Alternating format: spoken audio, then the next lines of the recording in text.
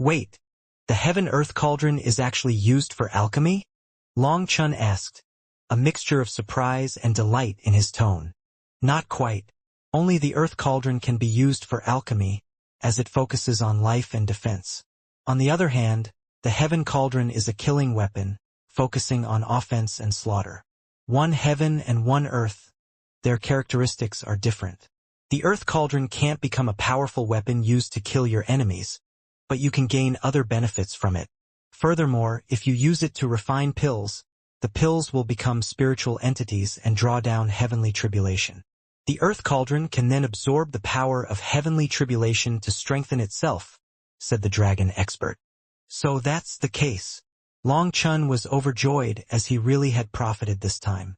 Senior, can I increase my cultivation base now? Asked Long Chun. Now still isn't the time. In truth, the disparities between human realms aren't all that substantial. It's all about preparing to become a heaven venerate. Before a heaven venerate, whether you're an immortal king, a world king, a mortal venerate, or an earth venerate, the difference fades away. You'd all be crushed by the might of a heaven venerate. You are now in the golden period for cultivating the dragon soul body forging art, and you will have around 1 month until this golden period is over. Thus, you should focus on it for now. Once the foundation of your body is solid, raising your realm will take no more than a thought. Raising 1 heaven stage a day will be nothing difficult. Once your blood chi circulates at will, once you can unleash and pull back your power with ease, once the ways to use the power of your blood, chi, bones, spirit, soul, will, and mind are engraved into the depths of your soul and woven into your combat instincts, you can raise your realm. Upon reaching the pinnacle of the immortal king realm, when you've harnessed king chi and your will covers the heavens, you can then strive to further evolve your 7-star battle armor. If you trust me, just do as I say, said the dragon expert. What are you saying, senior? You saved this life of mine. Of course I trust you. Humph. I'm just worried about you getting into one of your tempers again and causing trouble. Well, it wouldn't be the first time, snorted the dragon expert. Long Chun had not listened to the dragon expert multiple times now. That was why it warned Long Chun to avoid him messing around. It had to be known that when it came to certain things, you had to follow the prescribed order. Otherwise, it could easily cause major trouble. One mistake and Long Chun's life would be lost. Thus, the dragon expert had no choice but to give a stern warning, or Long Chun would never listen. Long Chun naturally acted very obedient now, as he knew that the dragon expert would not harm him. However, when they had different philosophies, Long Chun would still listen to himself. Of course, Long Chun only thought this and didn't say anything to avoid enraging the dragon expert. If the dragon expert were to stop speaking to him in the future, he would be doomed. After all, he still had many things that he had to learn from it. The Earth Cauldron had absorbed the life crystal, but fortunately, the fiend eye didn't show any reaction. Seeing this, Uncle Tree sighed with relief. Long Chun then had Guoran gather the rust that had fallen off. Since this rust came from the Earth Cauldron, Long Chun still had a purpose for it. Boss, it doesn't seem like this rust has any power at all. Guoran examined the rust and found that other than having the power of time on it, it didn't seem to be able to cause any injury to anyone. It was a far cry from the rust scrapped from the chains of the ghost ship. I know. Keep the rust. When there's time, help me create a few fakes of the Earth Cauldron. Then add this rust to it, and we'll see if we can find a few fools who want to trade them with good stuff, said Long Chun. Goddamn. Guoran stared at his boss admiringly. This was his boss, a wellspring for all kinds of cons. After all, the Heaven-Earth Cauldron was an existence of legends. Who had personally seen it before? Thus, inspecting the rust would be the best way to verify its authenticity.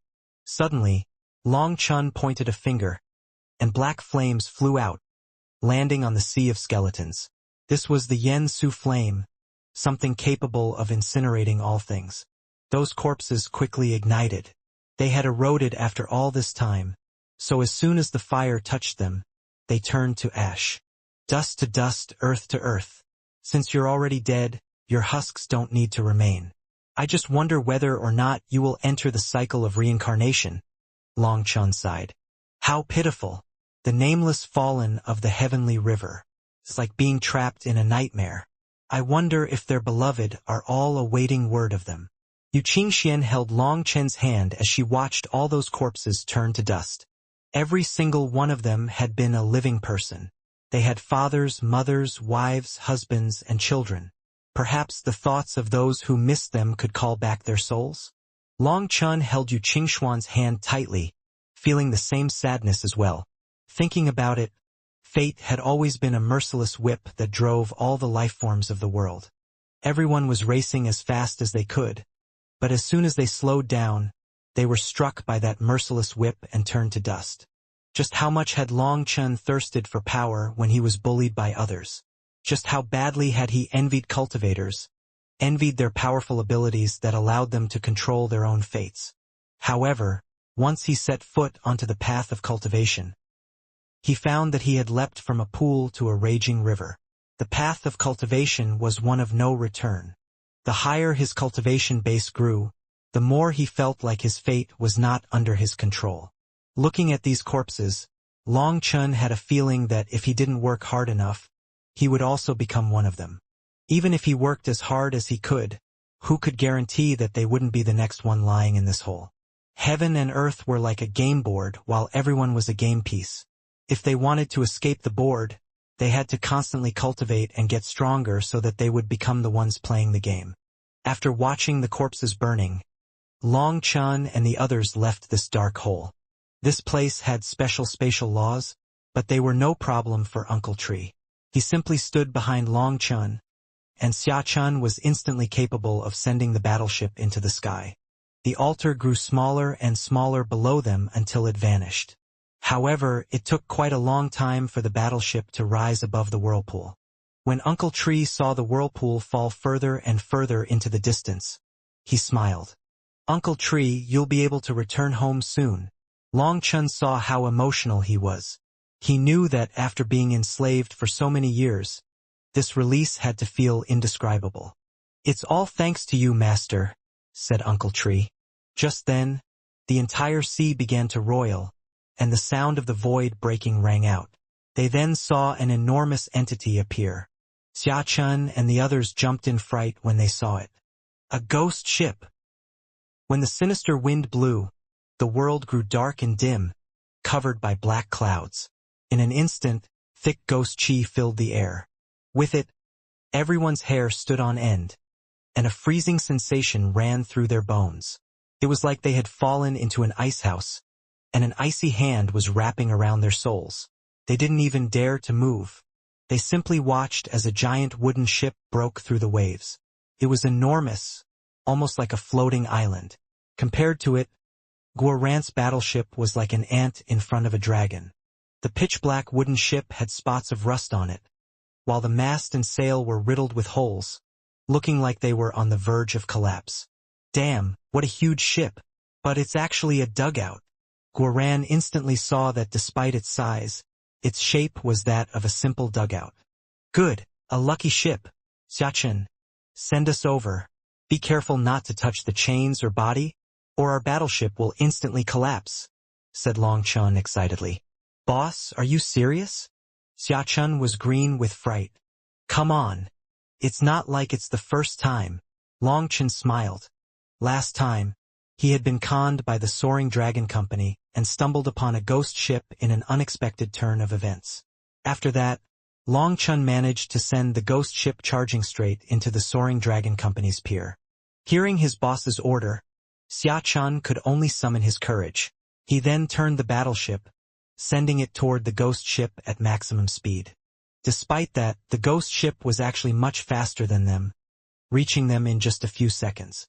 Fortunately, despite sailing across the air rapidly, it was more like flying on top of the surface of the water. Since there were no raging waves, they didn't need to fear that the ship would capsize. Standing at the head of the ghost ship, Long Chen checked his timing and tossed a chain accurately onto the ship's railing. During his previous encounter on the ghost ship, Long Chen had successfully obtained quite a few chains. While a portion of them had been expended, he still had an ample supply. These chains were Long Chen's sole defense against the power of corrosion. as other chains would instantly decay before even getting close to the ghost ship.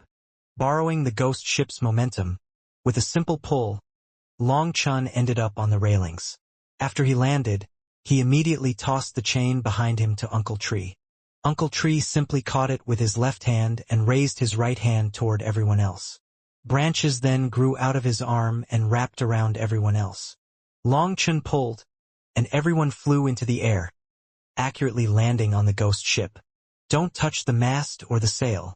Also, don't touch anything made of iron, warned Long Chun. Long Chun found that this ghost ship was different from all the other ghost ships that he had encountered. The iron parts were covered in specks of rust and gave off a very frightening feeling. This was definitely a particularly special ghost ship. Everyone felt chills seeing it. Even if Long Chun didn't say anything, they wouldn't dare to touch anything here. After all, the aura was too sinister, too frightening. Master, this place is ominous. There are strange fluctuations. There are many impure things down below. Uncle Tree's gaze cautiously swept through the ship, his expression grave. Compared to the other ghost ships, this one wasn't covered in corpse soldiers, so the top of the ship was completely empty. Long Chun also had a bad feeling. At this moment, they heard a strange noise beneath their feet. It was an extremely odd noise, like footsteps yet also like a broom sweeping. When it appeared, it felt like millions of needles stabbing their souls, causing their souls to quiver and their skins to become covered in goosebumps. As this sound pierced their souls, to say that they weren't afraid would be a lie. The most terrifying thing was that they still had no idea what it was. Don't worry, I have the Ghost Sovereign's mark on me, so the ghost ship's lifeforms won't attack me. Let's take a look, said Long Chun. Long Chun started walking to the center of the ship because he saw a passageway there. Everyone simply followed behind him. The ghost ship was so large that it took them a full 2 hours to reach the entrance. On the way, they kept hearing strange noises. Fortunately, they were true experts. Otherwise, just those unknown noises would cause their souls to crumble. It was also fortunate that they had Long Chun by their side. Otherwise, they wouldn't have dared to keep going. Once they arrived at the entrance, they saw that it led to the lower level. As soon as they walked in, the world grew darker, and those strange noises also grew clearer. They didn't know how long they walked down the passageway before they reached the lower level. There was not much light here, but some did come through the small chinks in the deck, so it wasn't particularly difficult to see their surroundings. They had just walked down when they heard strange noises behind them. Guoran screamed. Not that far from him, a strange life form suddenly appeared. Guoran instinctively summoned his armor and hacked his saber at this life form. When the spark flew, that life form quivered ever so slightly, while Guoran was tumbling back. Uncle Tree had to catch him and drag him back, countering the power. It was only thanks to him that Guoran didn't cough up blood. Because of the sparks, everyone managed to see what Guoran had attacked. It was a life form in ancient battle armor, its body gaunt and its eyes sealed shut. It was completely devoid of life. Its general form resembled that of a human, with limbs and proportions akin to one. Yet, a horn protruding from its head indicated its non-human origin. Guoran's attack only caused its body to sway, and it ignored Long Chun. Its legs were dragging across the ground as it continued walking. What kind of life form is this? How is it so powerful? Exclaimed Guoran. He had not been holding back with his last attack, but he was unable to damage this life form in the slightest. In fact, all he caused was the slightest mark on its armor, a mark as fine as a strand of hair. It was impossible to notice it without looking. This person was a heaven venerate when he was alive. Furthermore, he should be considered a very strong existence amongst heaven venerates, said Uncle Tree as he examined this life form. A heaven venerate corpse. They were all startled. They had only experienced just how terrifying heaven venerates were. So why was there a heaven venerate corpse here? Could it be that heaven venerates were actually all over the place? The sound that they had been hearing came from its feet dragging across the ground. This lifeform's posture was bizarre. It was moving slowly, as if every step was laborious. Just then, they saw another strange lifeform in the distance. Just like this one, it was dragging its feet, its movements odd. Long Chun observed that their footsteps maintained a consistent and uniform distance from one another.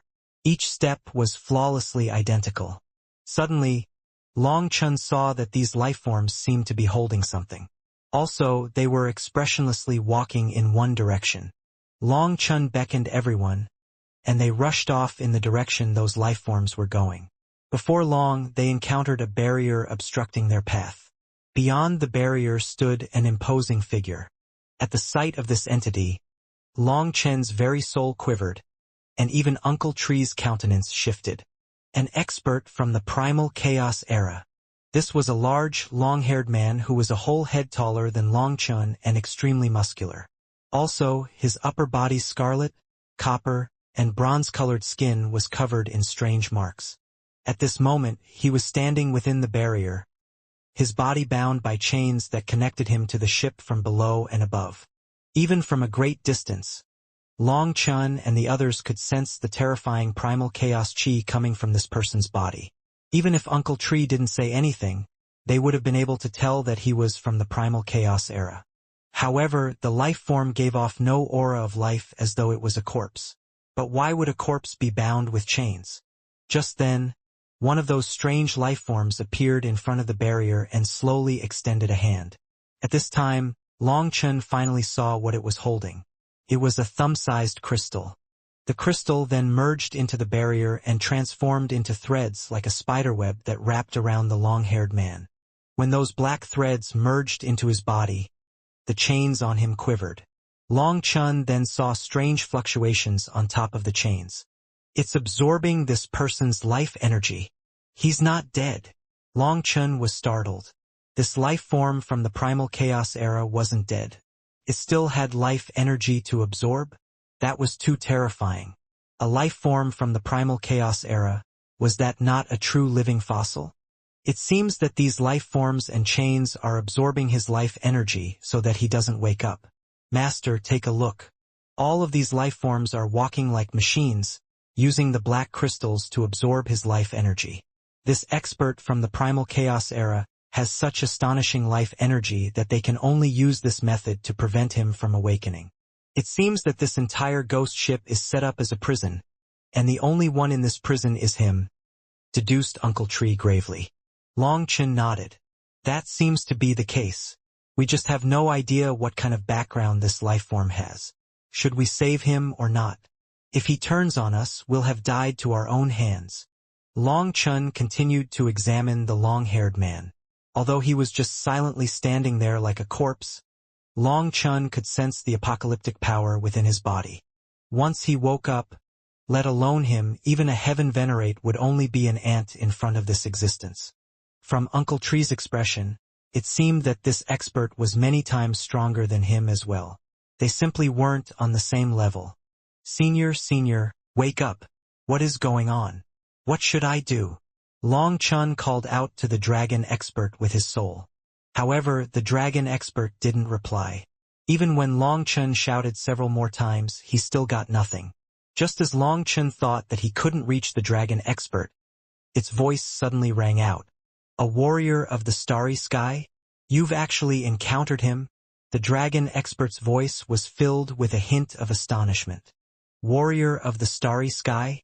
That sounds a bit familiar. I feel like I've heard it before. Long Chun felt like he had heard this name before, but he wasn't able to recall where. Of course it's familiar. Back in Pill Valley, that girl Wan Qing asked you about the origin of shooting stars, and you came up with some ridiculous story about you being an unrivaled warrior of the starry sky who would give her shooting stars. You don't remember your own cons. Long Chun was embarrassed. No wonder it sounded so familiar, so he had come up with that name himself. He hadn't expected the random name he had tossed out to be a true existence. To alleviate his embarrassment, Long Chun asked, Senior, can he be saved? Should I save him? You can save him and he won't attack you. The ghost sovereign is trying to turn this guy into his puppet.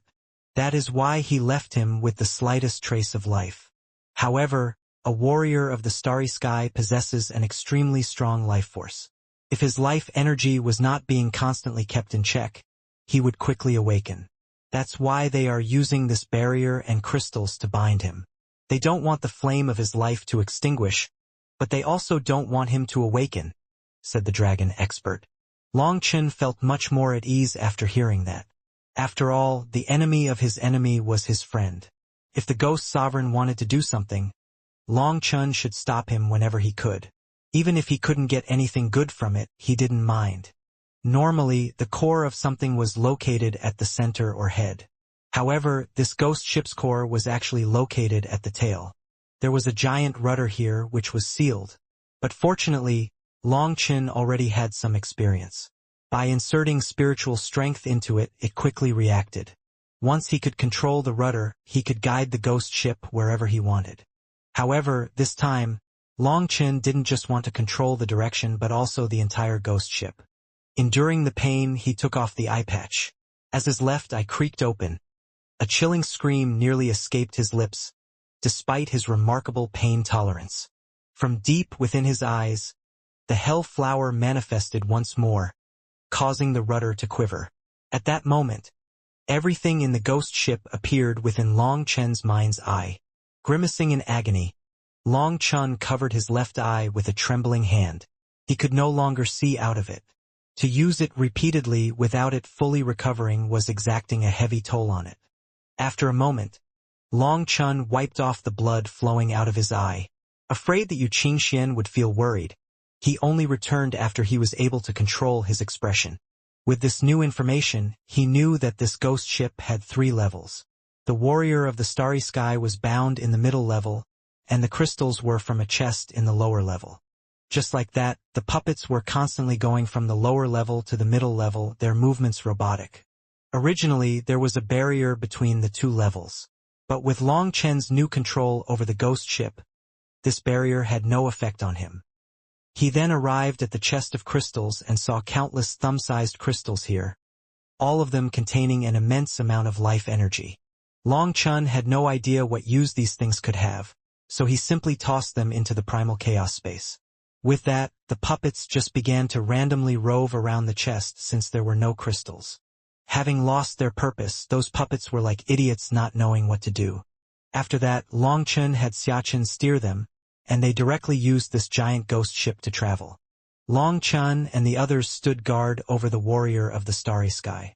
On the 7th day, the latter's hand quivered, exciting Long Chen and the others. The warrior's fingers twitched a few times, emitting sharp metallic sounds as though his knuckles had rusted, causing all the people around to wince. It's only been 7 days, and he has recovered a bit? Is the life force of a warrior of the starry sky really so amazing? Asked Long Chen. I can only look at him through your eyes, so I cannot judge his true power. But if he can start freeing himself up from the ghost sovereign's laws in just 7 days, he probably is extraordinary even amongst warriors of the starry sky, said the dragon expert with a hint of interest in its tone. Why are they called warriors of the starry sky? Asked Long Chen. Because they are from the starry sky race of the primal chaos era and have innate star diagrams on their bodies. Relying on astral energy to cultivate, they were said to be the strongest warriors beneath the starry sky back then. They were fearless, but they mysteriously vanished in the immemorial era.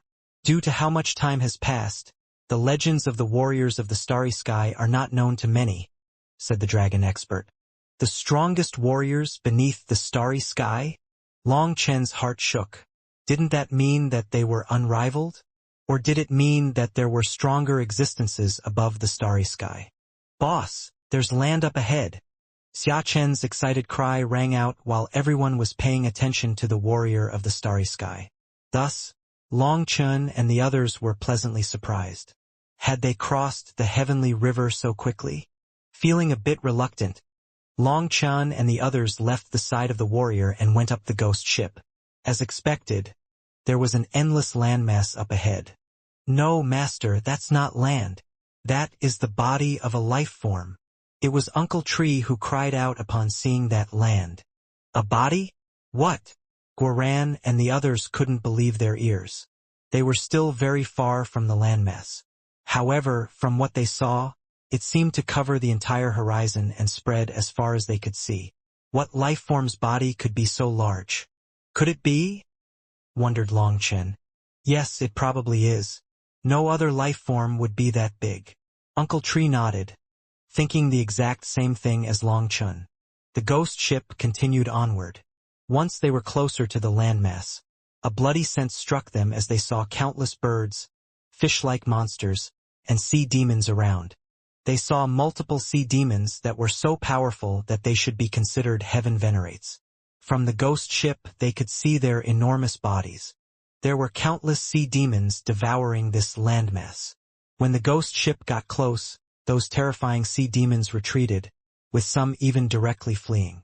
Is this a sea whale? But Guoran still couldn't believe what he was seeing. The one we saw was probably a young sea whale, but this one should be a mature one whose longevity reached an end and died of old age here, said Long Chen. Died of old age? No way. Shouldn't an existence of this level be immortal? Even if they do die, their bodies should be immune to rot and decay. It wouldn't be something that can be consumed like this, said Guoran. All things in this world have their own fate. Also, the sea whale race is different from the Kunping race. They always follow the natural Tao and do not fight against the heavens, allowing the bindings of the heavenly Taos. They are born in the sea, grow in the sea, and die in the sea. And before dying, they allow their cultivation base to dissipate so that other life forms can consume them. All their defenses are removed as they await for death to descend. Everything that the great sea gave them, they will give back to the sea. It is their way of repaying the place that raised them. This can be considered another kind of nirvanic rebirth. When their flesh is consumed, their bodies sink to the bottom of the sea. After that, more sea demons will continue consuming them until they fall all the way to the depths of the seafloor, and the weakest life forms at the bottom of the sea will consume the leftovers, gaining enough nutrients for them to grow and reproduce for millions of years. From the point that the sea whales die to the point that their corpses fall to the bottom of the sea, tens of thousands of years will have passed. This process is given a mournful yet beautiful name: the whale fall. The whale devours 10,000 life forms, and the whale fall feeds 10,000 life forms. Before this, we saw a sea whale devouring countless sea demons. Now we see the whale fall feed countless sea demons.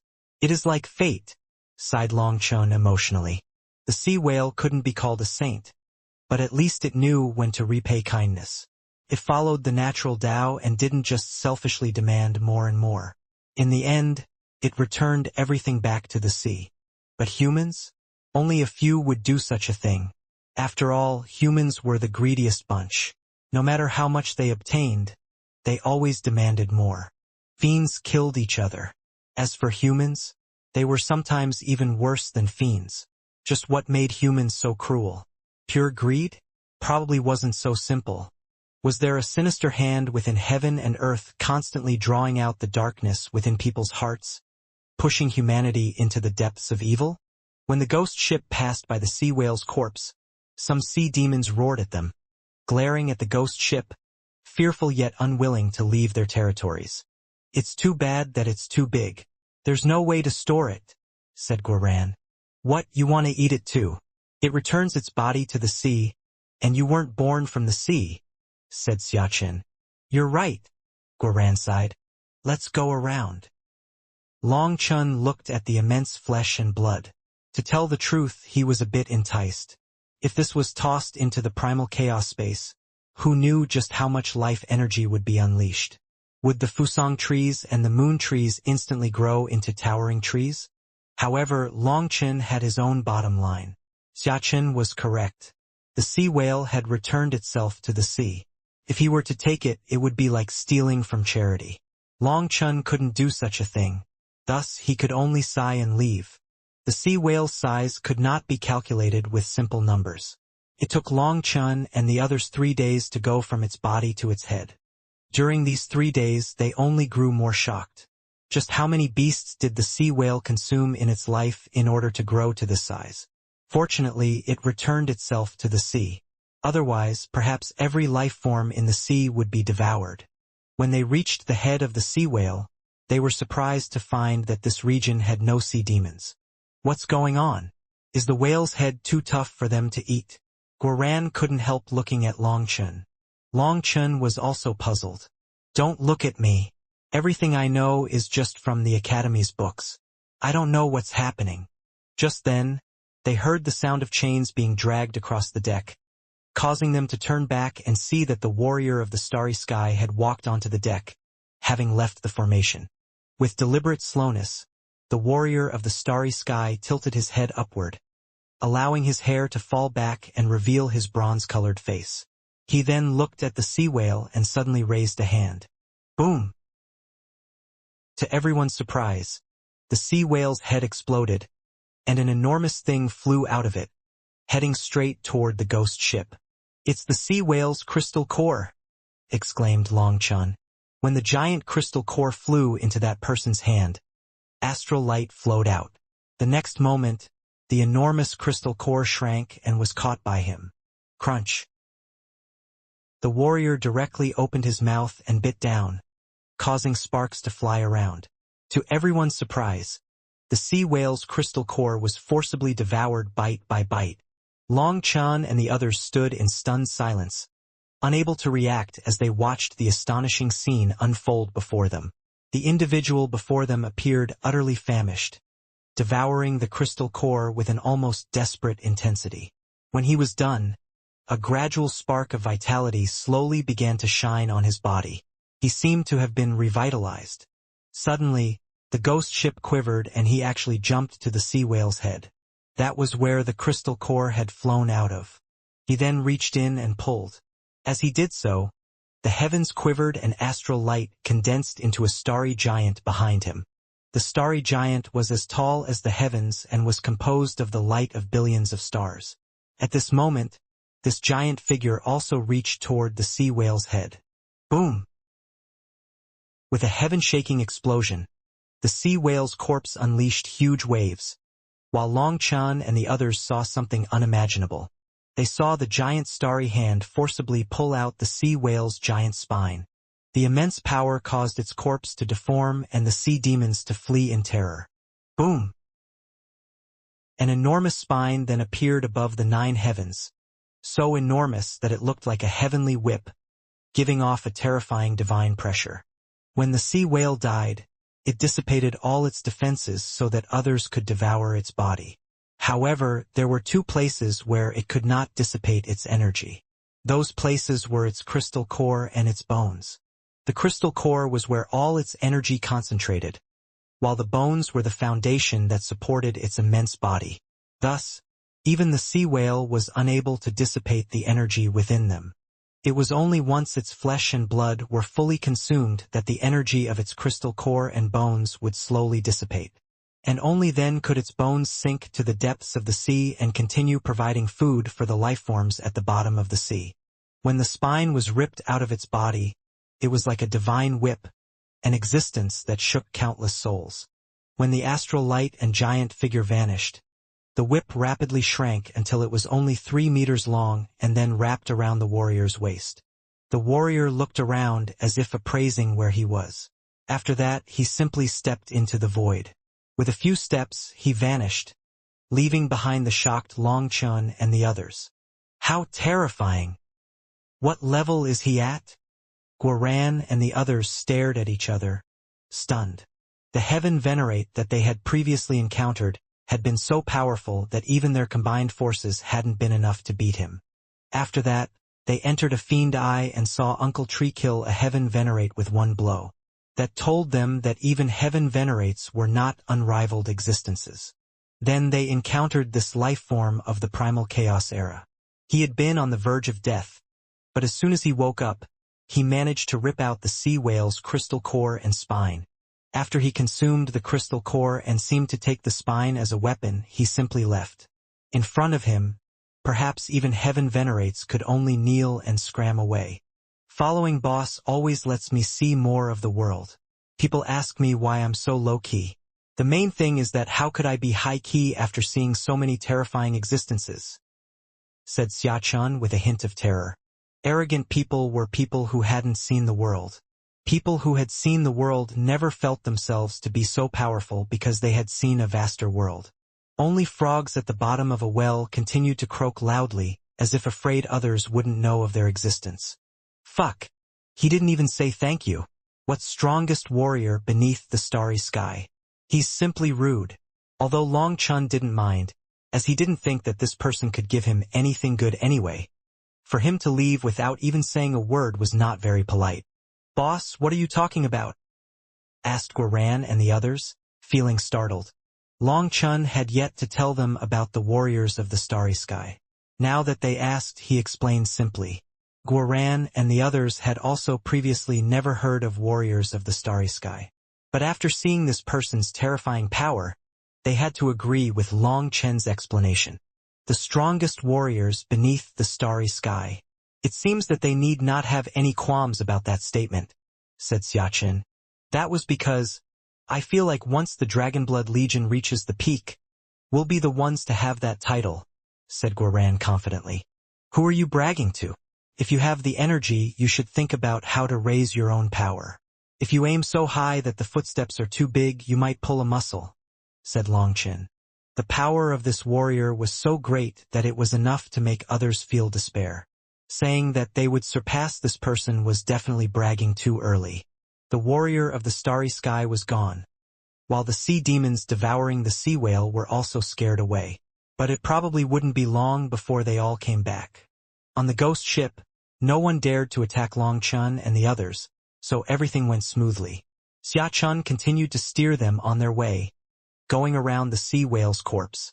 As they traveled, Long Chun tried to get the puppets under control. But despite his best efforts, he was unable to do so.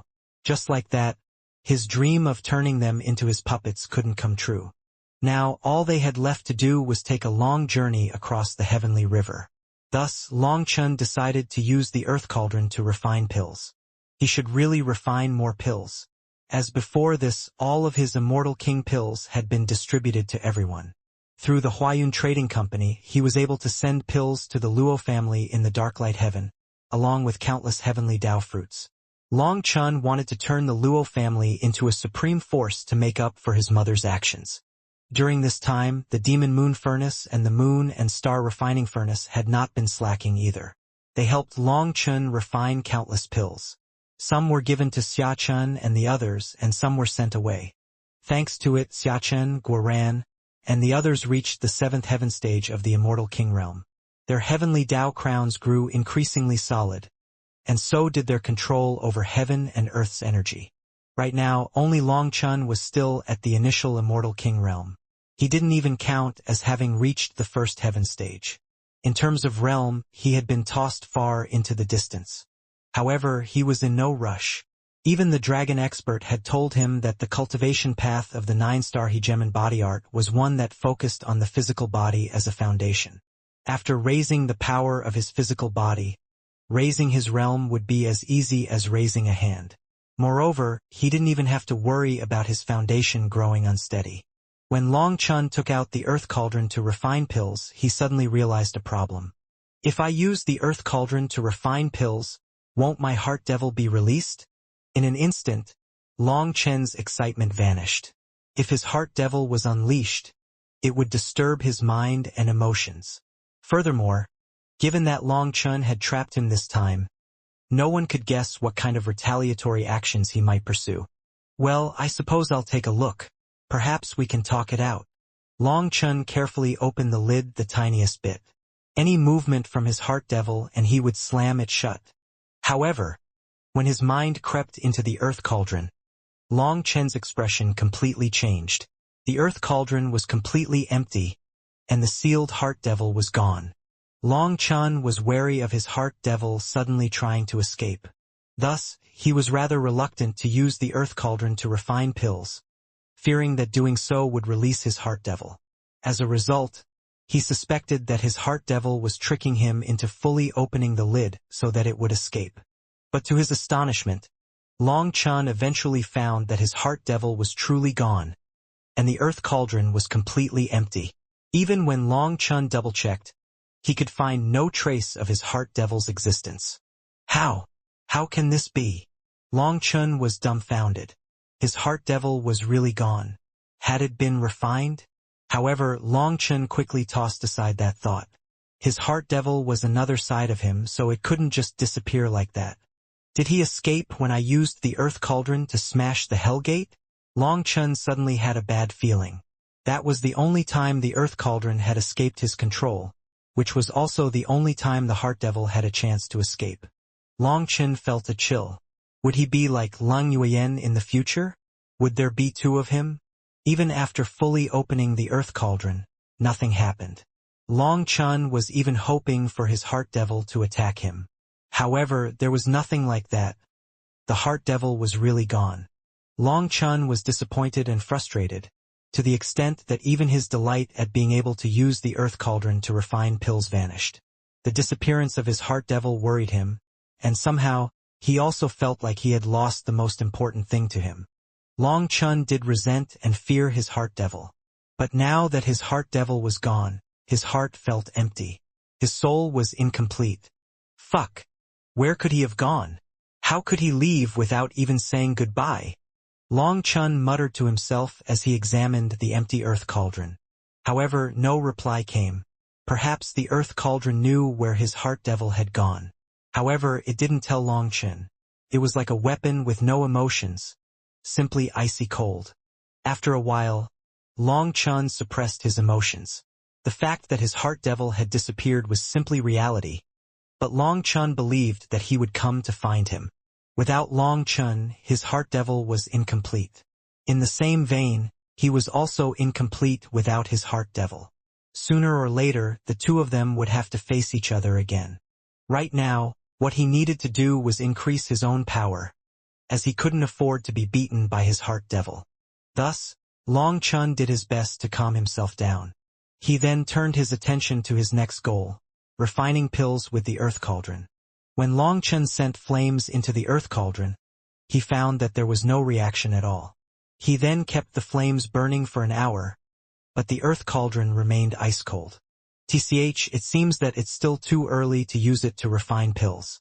I'll need to use my flames to awaken its alchemy runes first, realized Long Chun.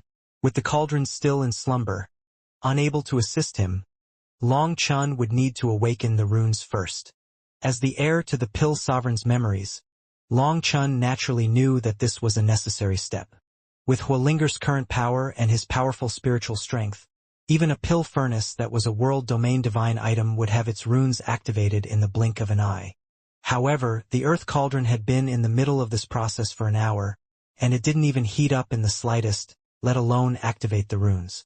Seeing this phenomenon, Long Chun knew that it would be impossible to activate it without warming it up for a few days. Long Chun then left the matter of heating the cauldron to Huolinger. After all, he was in no rush. In order to not dwell on the matter of his Heart Devil, Long Chun did his best to relax. He spent every day with Yu Qingxian at the head of the ship, enjoying the scenery, or drinking with Guoran and the others. The rest of their journey across the heavenly river was treated as a vacation. With them being on the ghost ship, the dangers of the heavenly river didn't dare to bother them, directly fleeing at the sight of the ghost ship. However, the Dragonblood warriors were still lively, and other than drinking wine with Long Chun, the rest of their time was spent on cultivation. They often exchanged pointers to corroborate each other's theories. After all, they had just consumed the double supreme heavenly Tao fruits, and this rise in power was still new to them. Fully grasping it was not something that could be done in just a day or two. As they merged this power with their own combat experience, they also trained their cooperation. The Dragonblood Legion was capable of following their boss because they were strong enough, and the important aspect of that was that they had to be able to make up for each other's weaknesses. Together, they would unleash a combined power that was far greater than just a simple addition. They knew that they were just normal people. The reason that they could reach their current level was, other than Long Chen's contributions, thanks to them being able to work together flawlessly. Outside of the Dragonblood Legion, they were nothing compared to their enemies. As the first gathered batch of Dragonblood warriors, they had to carry a greater burden on their shoulders, bearing the responsibility of finding more of their comrades and helping them return. But first, they had to find their old level of silent communication, letting the Dragonblood Legion become one iron plate once more. Once all the Dragonblood warriors were fully gathered, with their combined forces, even a Heaven Venerate was in existence that they could challenge fearlessly. During this time, Yu Qingxian didn't slack off either. She personally refined Immortal King pills for everyone, and her pills were actually much better than Long Chen's. That was due to Long Chen not having the time to personally refine pills. The majority of his pills were refined by Huolinger and his furnaces alone. When it came to alchemy, if you weren't practicing, you were regressing. But Long Chen truly didn't have that much time to spend on alchemy. Yu Qingxian was different. She focused on it and stubbornly went down the Tao of alchemy. Otherwise, there was no way she could have refined a peerless grade golden pill at such a young age, shaking the entire alchemy world. If Long Chen had the same focus on alchemy, his accomplishments would definitely not be inferior to Yu Qingxuan's. However, he had too many things to do, and his attention was split across many things. He did not have Yu Qingxuan's focus in this regard. Other than that, Yu Qingxuan's core flame was the heavenly rainbow flame, and it was a very pure flame. On the other hand, Long Chen's flame was an amalgamation of many flames. Its destructive power might be amazing, but for refining pills it was like being a jack of all trades and master of none. Yu Qingxian spent her time refining Immortal King pills. A portion were given to Xia Chen and the others, while the majority were kept for Long Chen. After all, Long Chen had told her that he would need an ocean's worth of pills for when he started to raise his realm. Half a month passed in this manner, and at this moment, the Earth Cauldron's runes lit up, causing Long Chen to become excited once again. I can finally start. Let's see what pills refined by a primal chaos divine item are like. Just heating up the cauldron already took half a month, so now Long Chen directly started on refining Immortal King pills. Although the ingredients for the pills were precious, the refinement difficulty wasn't particularly high. Thus, they could only be considered a bit above average among the mainstream pills. As for why Long Chen refined them, well, it was his first time using the Earth Cauldron to refine pills. He didn't know what the results would be, so he chose the simple Immortal King pill. With the cauldron warming complete, Long Chen tossed the medicinal pills inside the cauldron and started refining them into powders. What? However, as soon as Long Chen started, he jumped up. How is this happening? To the side, Yu Qingxian, who was standing guard, was also stunned. The ingredients that Long Chen had tossed into the Earth Cauldron directly vanished, and not even the ashes remained. Yu Qingxian and Long Chen exchanged a look. As alchemy masters, they had never seen such a thing. Long Chen tossed more medicinal ingredients, and this time he saw it clearly. The ingredients instantly melted and were absorbed by the Earth Cauldron. Long Chen, do you need to sacrifice enough ingredients to the Earth Cauldron before you can start refining pills? Theorized Yu Qingxian. Perhaps that's the case. Long Chen began to toss in the medicinal ingredients. At first, it was just a few at a time, but then he started tossing in giant batches. By the end, Long Chen tossed medicinal ingredients out of the primal chaos space like they were garbage, while Yu Qingxian fed them to the Earth Cauldron. Every single one of these ingredients was incredibly precious, and anyone else would die from the pain of losing them all. Fortunately, Long Chen didn't care. He had as many of these precious medicinal ingredients as he needed. Devil Eye water lilies, divine whisker daffodils, dragon stargrass, they were tossed out like common grass. Long Chen decided to see just which was greater, the number of medicinal ingredients he had, or the amount that the Earth Cauldron wanted. If it had the appetite, then it could eat them all. Seeing this scene, Yu Qingxian grew numb. She was unable to imagine just how many medicinal ingredients Long Chen had. A full 2 hours later, they had tossed around a 3,000-mile mountain of medicinal ingredients inside the Earth Cauldron. There was no way to calculate the value of these precious ingredients. In any case, Yu Qingxian had never seen so many ingredients in her lifetime. Finally, a touch of brown light came from the Earth Cauldron, and the medicinal ingredients that Long Chen tossed in stopped vanishing without a trace. It seemed as if the Earth Cauldron was finally full. As for the primal chaos space's enormous medicinal field, it was now almost barren. In order to rapidly restore it, Long Chen tossed another immemorial corpse onto the black soil. Just like that, the medicinal ingredients rapidly proliferated again. Long Chen finally began to formally refine pills and tossed medicinal ingredients into the Earth Cauldron. Those ingredients instantly melted, and in the blink of an eye turned into powders. Yu Qingxian let out a startled cry. Refining the ingredients into powders was the first step of refining a pill. It looked simple, but in truth, the purity of the medicinal powders directly correlated with the final quality of the pill. Once the refinement of an ingredient was complete and it was turned into powder, the purity of the powder was set. No matter how many impurities remained, you could only use it or throw it away. There could be no second refinement, otherwise, as you got rid of the impurities, you would also get rid of the essence of the ingredient. Yu Qingxian was an alchemy master, so she could instantly tell that these medicinal powders were of the utmost purity, something that should be impossible in practice. No matter how great your flame control was, there would always be the slightest bit of impurity in the end. It was unavoidable, as removing any further impurity would always damage the essence of the end product.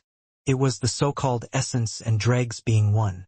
The only way to remove those impurities was to remove them further along in the refinement process, driving them out step by step. However, the greatest goal was to preserve the essence of the medicinal pill. To their surprise, these powders that Long Chun had just refined got no impurities at all. This defied the common knowledge of the alchemy world.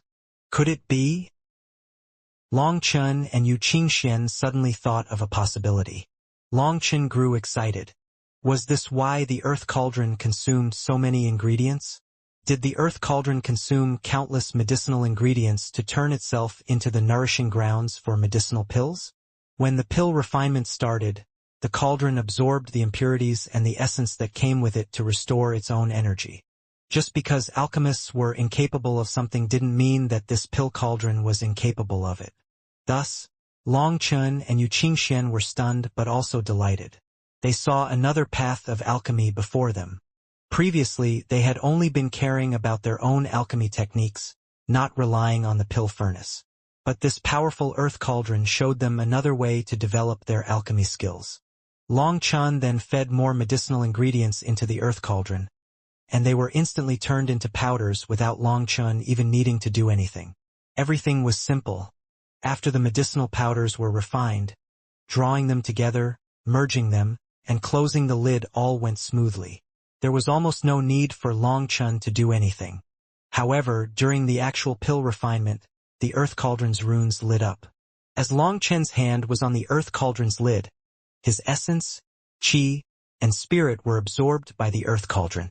Long Chun jumped in shock. In all his years, it was his first time encountering such a thing. In all his previous refinements, hadn't it been spiritual strength that was necessary? Usually, alchemists would use spiritual strength to draw in the power of heaven and earth, awakening the spirit of the pill. Why did it now require his essence, qi, and spirit? Suddenly, the dome of the heavens shook as tribulation clouds gathered. Yu Qingxian cried out, "The pill hasn't even formed, but the tribulation clouds have already come?" In the immortal world, only golden pills were qualified to summon heavenly tribulation clouds. Spirit pills and treasure pills were not qualified by the heavenly Daos to unleash such a thing. However, even if there was heavenly tribulation, it would only occur when the golden pill formed and unleashed its powerful aura. That would then be sensed by the heavenly Daos, and they would unleash heavenly tribulation. Unlike usual, the pill had yet to condense, but the tribulation clouds had descended. This phenomenon was something that Yu Qingxian had never seen before. Gradually, more tribulation clouds gathered, covering the ghost ship. Clearly, the heavens did not care about a ghost ship. They would strike down even a ghost ship if they had to. Just then, the earth cauldron suddenly opened, and 9 pillars of light shot into the sky. The brilliant golden light left Long Chun and Yu Qingxian speechless. Top-grade golden pills. 9 top-grade golden pills. It had to be known that Yu Qingxian was capable of refining top-grade golden pills. In fact, she had even refined a peerless grade golden pill. However, that was something that relied partially on luck. Perhaps not a single top-grade golden pill would appear in 100 of Yu Qingxian's refinements. However, Long Chun had refined 9 of them at once. They then looked at the beautiful lines swirling around the golden pill, feeling like they were dreaming. Boom! Just then, The tribulation clouds rumbled, and wild lightning crashed down like millions of lightning serpents at the 9 golden pills. Long Chun was about to summon Lei Linger to consume the lightning, but the earth cauldron suddenly quivered again. After that, all the lightning serpents instantly vanished. Heaven and earth became silent as if nothing had occurred. As for the 9 golden pills inside the earth cauldron, lines of lightning now appeared on top of them. They had become tribulation pills. It's done. Long Chun was stunned. He felt like the refinement had yet to start, but it was already over. It was so fast that he couldn't even react. This lightning had almost been equal to the immortal king tribulation of a double supreme. But it was absorbed by the earth cauldron before it even fell. In the blink of an eye, the tribulation was over, and the golden pills turned into tribulation pills. At this moment, Long Chun simply stared at the immortal king pills sparkling with golden light and lines of lightning. He had to admit that he was truly shaken. At first, Long Chun had been thinking that using the earth cauldron to refine pills would be incredibly difficult. But after warming it up and sacrificing the medicinal ingredients to it, everything became easy. So easy that he couldn't believe it. It felt like a dream. It didn't seem real. When he picked up the medicinal pills, he could sense the vast medicinal energy inside of them. A single pill felt like an entire world to itself, and immense energy flowed within it, manifesting its own laws. These top-grade golden pills are incredibly powerful. I've never seen such powerful golden pills. Long Chun, you're amazing. Yu Qingxian stared at the golden pills excitedly. It's not that I'm amazing, it's the cauldron. I don't dare to believe that this is real, said Long Chun. Long Chun continued refining pills. After tossing the ingredients inside, everything went as easily as before. At first, the cauldron was sealed in just a few breaths' time. Then, when Long Chun put his hand on the lid, a powerful suction absorbed his essence, qi, and spirit, triggering the tribulation clouds. In the end, the earth cauldron simply shook for a bit and all the lightning in the sky vanished. A sign that 9 top-grade golden pills were born. Following that, heavenly tribulation began to repeatedly gather and vanish, gather and vanish. Each cauldron of pills was complete in just a few breaths' time, and Long Chun spent 4 hours refining like this. In the end, he was incredibly weary, his face pale and his aura weak. It felt like his essence, qi, and spirit were exhausted, so he had no choice but to stop. In 4 hours, Long Chun had done 240-some refinements, which resulted in over 2,000 golden pills. This result was terrifying. Every cauldron of pills contained only top-grade golden pills, and no other tiers appeared, let alone garbage pills. Looking at over 2,000 top-grade golden pills, Long Chun felt so blessed that he was going to pass out. I understand. The pill Tao is to gather the essence of vegetation with the spiritual qi of heaven and earth, turning it into one body. Between heaven and earth, the alchemist is the bridge. Thus, heaven, earth, and man are 3 entities in one. The heavens have 3 treasures, the sun, moon, and stars, while man has 3 treasures, essence, qi, and spirit. By drawing the essence, qi, and spirit into the pill, you can join the pill with heaven and earth, said Yu Qingxian. While Long Chun was bitterly having his essence, qi, and spirit extracted, Yu Qingxian was pondering what this meant in terms of alchemy. Why was the earth cauldron doing this? After comprehending, she grew excited. She had once more broken through a bottleneck on the pill Tao. Qingxian, why don't you try using the earth cauldron? Then we can take turns and refine more pills, said Long Chun. The earth cauldron wasn't something that could see the light of day.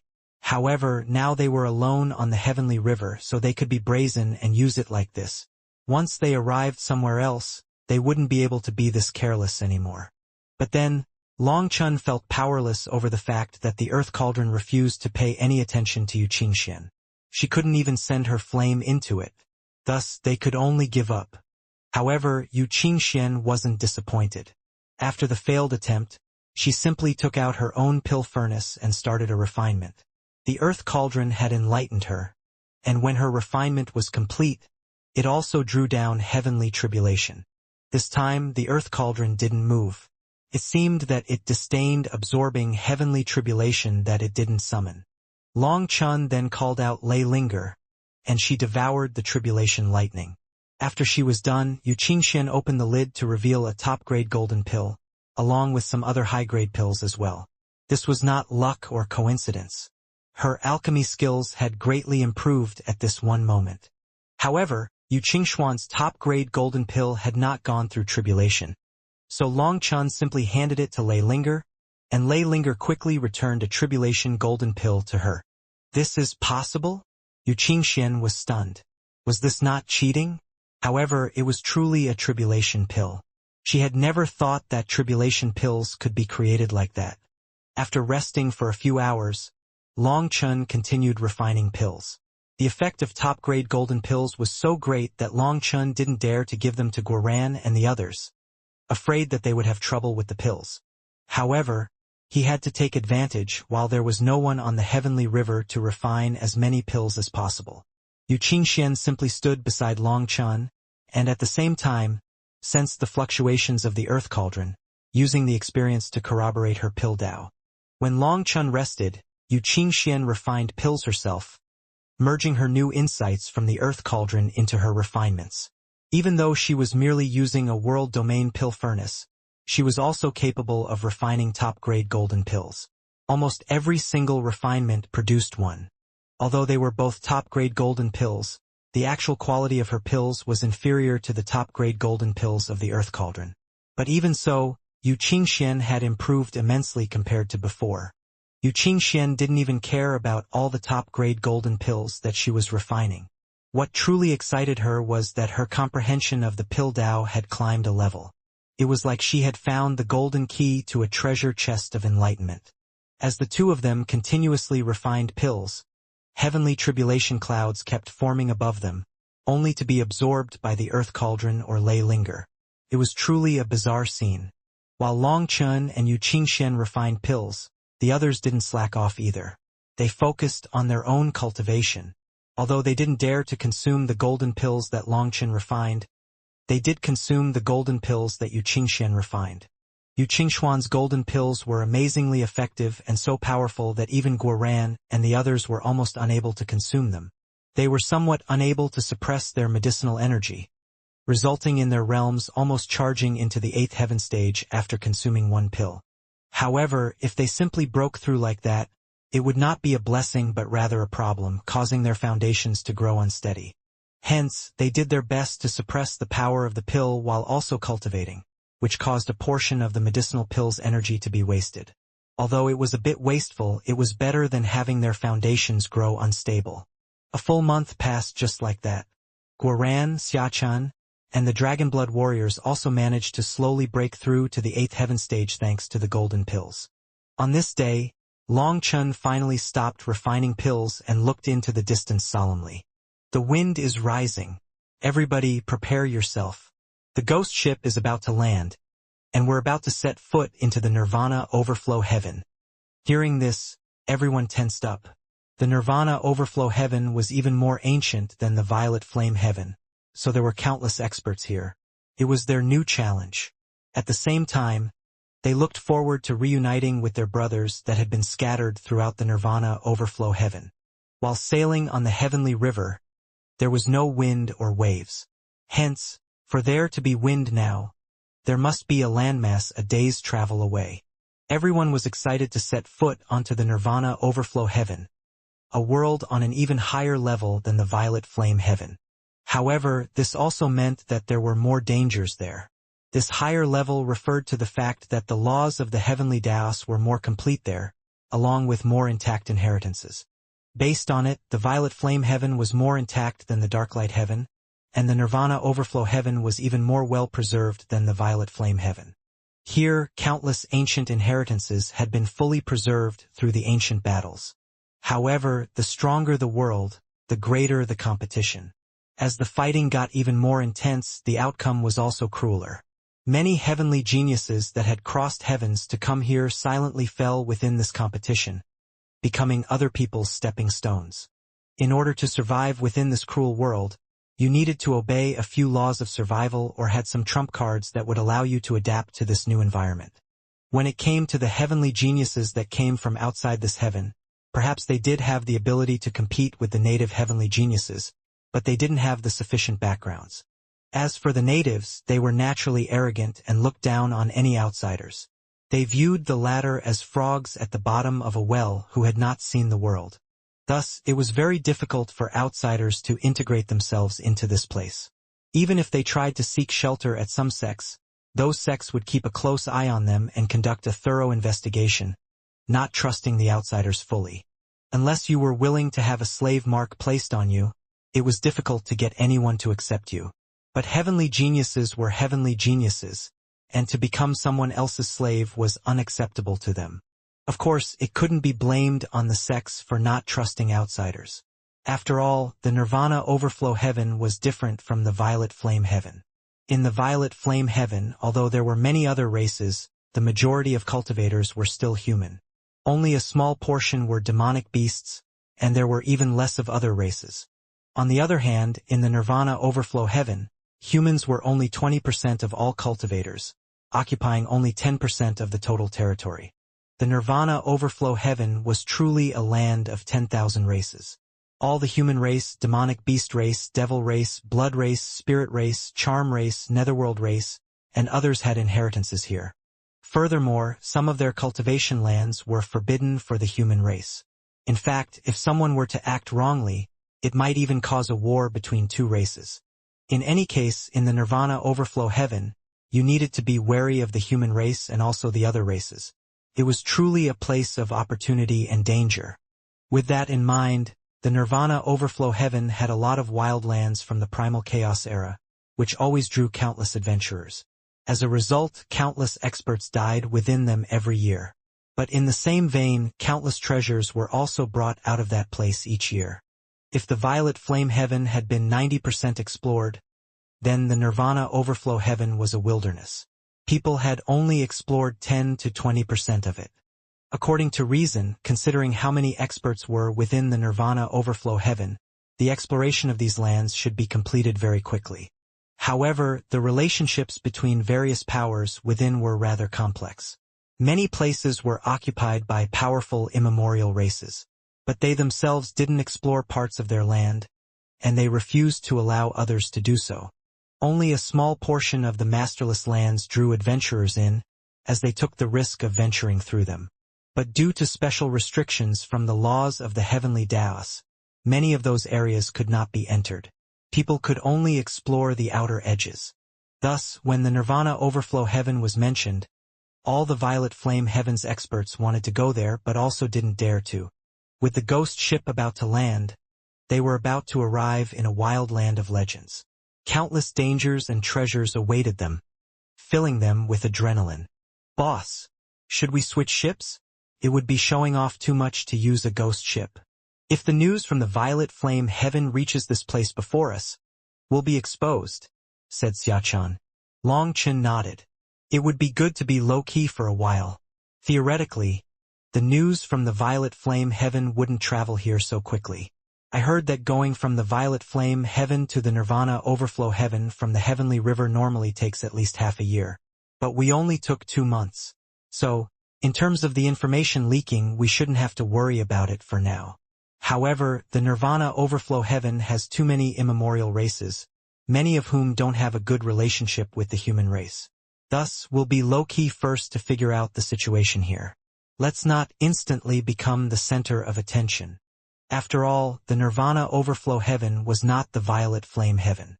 Without any helpers to support them, being more reserved was a must. Boss, now that we're in the Nirvana overflow heaven, shouldn't you lead us through the ancient wild lands? Let's find some treasures, said Guaran. When it comes to that, it would be best if we wait until we find Monyen. As for me, I'll give up on that. With my bad luck, I kept brushing against death whenever I went somewhere like that. Don't come with me, and it'll be safer for you, said Long Chun with a bitter smile. Last time, in the 3,000 worlds, if it hadn't been for the elder of the heavenly eye race taking action, they would have all died in the underground tomb. Thinking back, those terrifying immemorial corpses were probably at the level of heaven venerates. They weren't existences that Long Chun and the others could currently deal with. That feeling of powerlessness wasn't something that Long Chun wanted to experience again. After all, he couldn't rely on luck to live. He had to have the ability to protect himself before he started running around. Upon mentioning Nian, Xiachun and Guo Ran's eyes lit up. They had agreed to go big with Nian once they all arrived in the Nirvana overflow heaven. Just who was Nian? An absolute master at getting rich quickly. If they followed him, they would definitely make huge gains. Suddenly, they vaguely heard a rumbling sound far in the distance, startling them. What is that? It's the aura of the demon race, said Xiachun. He then looked at the source of the sound but didn't see anything. As the ghost ship crossed the water rapidly, the demonic chi in the air grew stronger and stronger. Just like that, the rumbling noises also grew louder. It's a sea demon tide. The sea demons are attacking the land, said Long Chun. He had experienced this kind of tides before. Trillions of sea demons were charging toward the land, causing huge waves to rise out of the water. This water contained the power of the sea demons, so the waves alone were equivalent to a divine art unleashed by a peak expert, capable of destroying the human race's defenses. After the waves, there came the sea demons. They would slaughter anyone they saw, painting the land with a bloody and terrifying scene. Unexpectedly, Long Chun and the others ended up encountering such a thing as soon as they arrived in this place. Let's take a look. If the sea demons are attacking a human settlement, we'll help. If it's another race, we'll decide whether or not to help when we see them, said Long Chun. The ghost ship sped across the water, and they quickly saw land up ahead. The land was covered in sea demons that were charging forward. At this moment, rays of divine light blew through their ranks, blasting them apart. Yu Qingxian cried out, "It's the human race's magical arts. Then we're going to help." Long Chun nodded. He could see that these attacks contained the fluctuations of the soul, so they should be from the human race. All right. Xiachun cried out excitedly and sent the ghost ship flying straight toward the sea demons. As the ghost ship sped forward, endless demonic beasts appeared ahead of them. To their surprise, the majority of these demonic beasts had reached the Immortal King realm, and their numbers were staggering. When those sea demons saw the ghost ship, they fled in terror. However, they were too slow compared to it. Thus, when the ghost ship passed by them, their bodies stiffened, and they simply floated on the surface of the water, dead.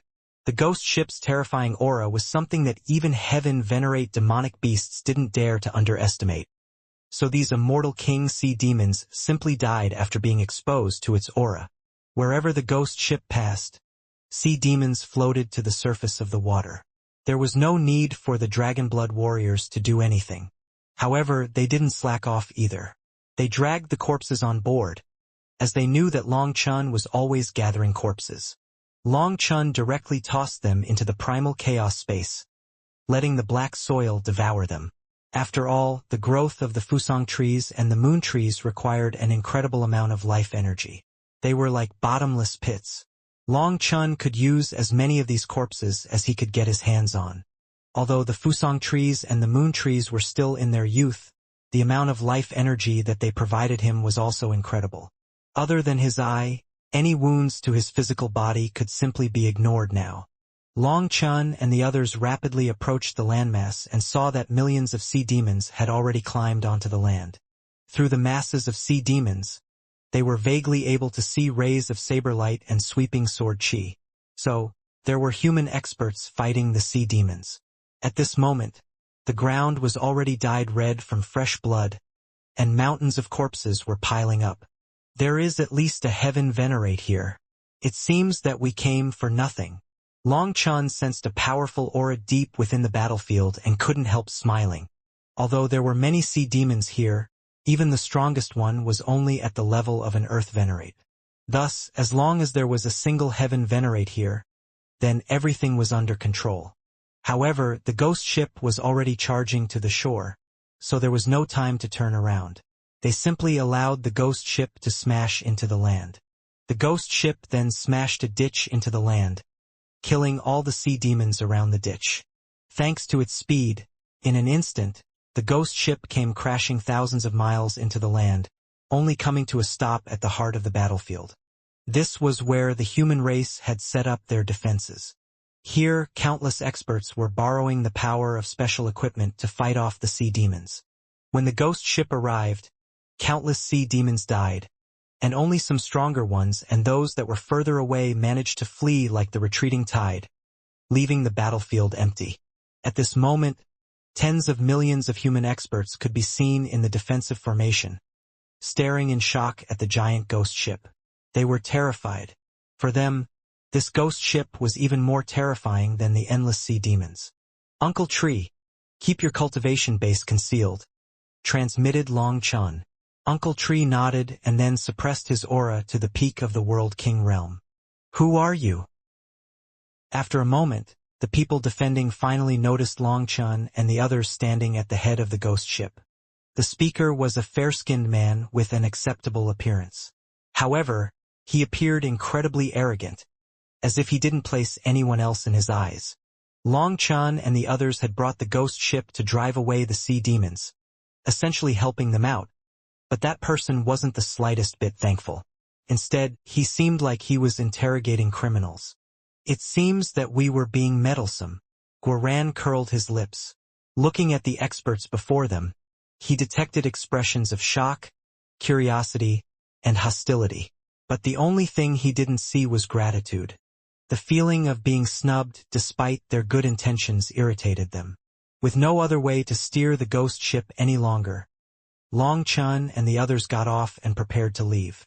However, while Long Chun and the others wanted to leave, the human experts didn't allow them to go. As soon as they came off the ghost ship, that fair-skinned man led his people to block them. "I asked you a question. Who are you? What is this ghost ship? Are you mute?" he shouted, angry at Long Chun and the others' disregard.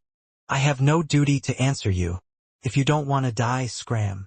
Long Chun frowned and looked at this man coldly. Guoran, Xiachun, and the others were also irritated. Were these people fools? Was this how they treated people who helped them? If Long Chun and the others hadn't come, who knew how many of their people would have died? Were they even humans? Even animals wouldn't repay kindness with enmity, right? Ha ha ha ha. What a huge joke. Who do you think you are to talk to me? Yi Wenshuan.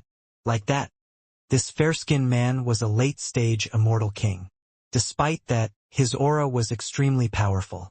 He was a double supreme, and he intentionally unleashed his divine pressure when he laughed so that his voice shook the sky. Before this, he had been leading everyone against the tide of sea demons, unstoppable on the battlefield. But just as he was in the zone, Long Chun and the others suddenly charged in, driving away all the sea demons and taking away his glory. Furthermore, they were actually driving a ghost ship, shocking him as well as making him feel a bit envious. However, the thing that truly drove him mad was the beautiful Yu Qingxian. She had her arm wrapped around Long Chen's arm the entire time. "I don't care who you are, what your status is, or which backer you have. Don't try to probe who I am, and don't try to anger me to test my bottom line.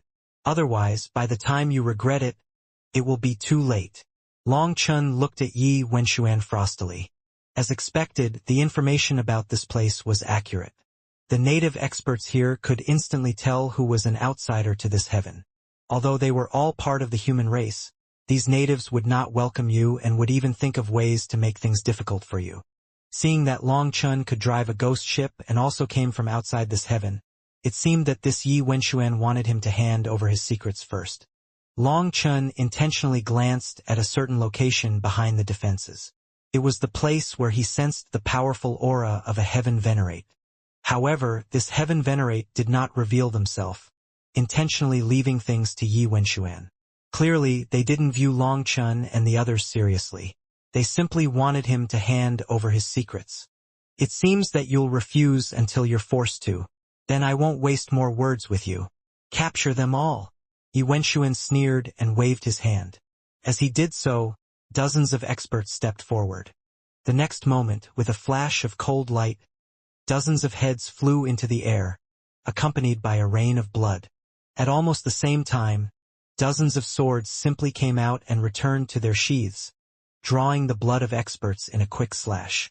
At this moment, the Dragonblood warriors looked very calm, their faces not showing even the slightest ripple, as though they had just done something completely insignificant when they killed over 20 double supremes in a beat. Courting death! Yi Wenxuan roared. He hadn't viewed Long Chun and the others as a threat at the start. After all, none of them had the aura of the heavenly Taos of the Nirvana overflow heaven on them, so they were clearly outsiders. Thus, even if they had come on a ghost ship, he didn't view them as anyone amazing, thinking that 20 double supremes would be enough to frighten them into submission.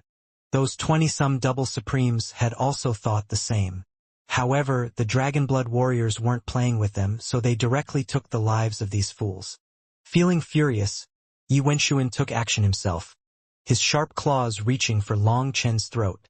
When his manifestation burst into existence, a powerful pressure caused the heavenly Taos to rumble. It went without saying that Yi Wenxuan was very powerful. Furthermore, because he was an expert who had grown up in the Nirvana overflow heaven, the heavenly Taos in this area supported his every move. This was different from any foreigners. Due to the different laws between heavens, if the foreigners wanted to establish themselves in the Nirvana overflow heaven, they would need to first obtain the recognition of the laws of the Nirvana overflow heaven. However, for them to gain this recognition would require at least half a year's time. Only then would they be able to borrow the power of the heavenly Taos. Thus, any new foreigners would have very great difficulty integrating themselves into this world, and they would often be bullied by others. Without the support of the heavenly Taos, their magical arts and normal attacks would be flimsy. Essentially, a newcomer would lose half of their cultivation base's power, so they would usually have to be obedient to any other experts that they encountered here. Boom! Long Chun didn't even need to move. At this moment, a metallic hand had caught Yi Wenxuan's claw. Yi Wenxuan then saw the armor-clad Guoran and felt sharp pain striking his wrist. Felt like it would be torn off. Release me! Yi Wenxuan kicked Guoran's abdomen. Although this was a normal attack, most people would avoid getting struck in their dantian and naturally let go of their grasp. Even if they didn't let go, the distraction would allow the enemies to easily pull away. However, Yi Wenxuan had miscalculated. Guoran was covered in armor and had no dead angles, so there was no such thing as a vital spot. Without it, there was no need for him to dodge. Also, when Yi Wenxuan's kick landed, needles sprouted out of Guoran's armor. It was like he was a porcupine. Following that, Long Chun and the others couldn't bear to watch it. Yi Wenxuan's calf was directly pierced through, leaving countless holes. Yi Wenxuan screamed like a pig being slaughtered. These needles were an automatic defense that contained some kind of poison. If it was just poison, it would be one thing, but it actually had the rust scraped off of the ghost ship. This rust had been modified by Xia Chun through a formation to turn into sharp needles, and anyone pierced by them would be doomed. As a result, Yi Wenxuan's bloody leg rapidly rotted. Most terrifying of all, it was rapidly spreading. Release Wenxuan, or you'll all die. Just then, the void exploded. The Heaven Venerate finally revealed himself. He was a middle-aged man in white robes with golden threads throughout it, looking to be about 40 years old. He was glaring at Long Chun furiously. Or we'll all die. Haha. Then I want to see how we'll die, sneered Long Chun. Long Chun knew that Yi Wenxuan's provocations were a test. But this kind of test was insulting and humiliating to him. First of all, ignoring that Long Chun had helped them, even if they had no relationship at all, such a test was clearly a slap in their faces. Long Chun was in the habit of slapping others in the face, but he refused to receive one himself. Long Chun knew that Yi Wenxuan most likely possessed some kind of special status. Thus, he was just planning on giving the latter a lesson and leaving it at that. Based on normal practice, when this Heaven Venerate appeared, he should first apologize and say that this child was lacking manners. And in order to give him face, everyone would take a step back. Long Chun also wouldn't make things hard on him if that was the case. This whole thing could be brushed aside as a little scuffle before becoming friends. Well, although they might not become friends, at the very least, things wouldn't go too far. However, this old fellow was so arrogant, saying that he would make sure that they all died. Who did they think they were? Long Chun was not so patient. Ignorant junior. Since you don't recognize kindness, you can die now. The Heaven Venerate pointed his finger and shot a ray of divine light toward Guaran, reaching his head almost the instant it appeared. Fortunately, Long Chun had long since been prepared and slashed the ray of light with his saber. With an explosive boom, Long Chun grunted and flew back, his blood chi flipping inside of him. He almost coughed up blood. He was instantly enraged. This old fellow had really launched a killing blow. Uncle Tree! Kill him! Feeling enraged, Long Chun gave up on holding back. As fellow humans, this old man just had to be so tyrannical. Even other races wouldn't treat him so badly. No? The Heaven Venerate was startled to see Long Chun block his attack. He had not been holding back at all, but a little immortal king had actually blocked it. At this moment, killing intent exploded from within him. He definitely couldn't allow such a figure to live. However, just as he was about to launch another killing blow at Long Chun, a silent wooden spear pierced through the ground behind him. Having not imagined that there would be another hidden expert here, he didn't even have time to dodge. His body was directly pierced through. In that instant, he was terrified to sense the energy in his body rapidly flowing away. Thus, he hastily formed hand seals and spat out a mouthful of blood, which then condensed into a strange totem in the sky. Sacred light blood evasion. The Heaven Venerate's body shook as he forcibly tore himself off the wooden spear, entering the blood totem. When he tore off the wooden spear, it was possible to see his flesh and innards be ripped out. Apparently, this spear had rapidly rooted inside his body. All that could be said was that he was truly a vicious character, as he was capable of making the instantaneous decision to sacrifice a portion of his body to flee. Just you wait. Our Yi clan won't let you off. In an instant, the Heaven Venerate vanished once he entered the blood totem, but his furious roar echoed throughout the land. Boom! The blood totem suddenly exploded, covering Long Chun and the others in its light. At the same time, Uncle Tree's expression changed. Not good. He placed a tracking seal on us. Fine. Since you're courting death, you can just die. Long Chen's fury ignited. Just what was going on? When he did good deeds, he still ended up being faced with animosity. Had he gone crazy or had the world gone mad instead? Guaran and the others were also irritated. Were these people brutes? Even animals should know to thank people who helped them. As the Heaven Venerate managed to escape, Uncle Tree apologized. I'm sorry.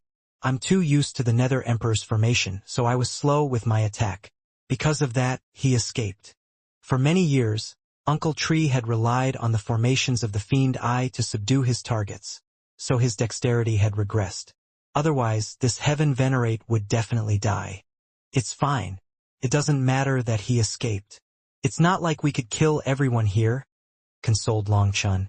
Release me, Yi Wenxuan shouted loudly, interrupting them.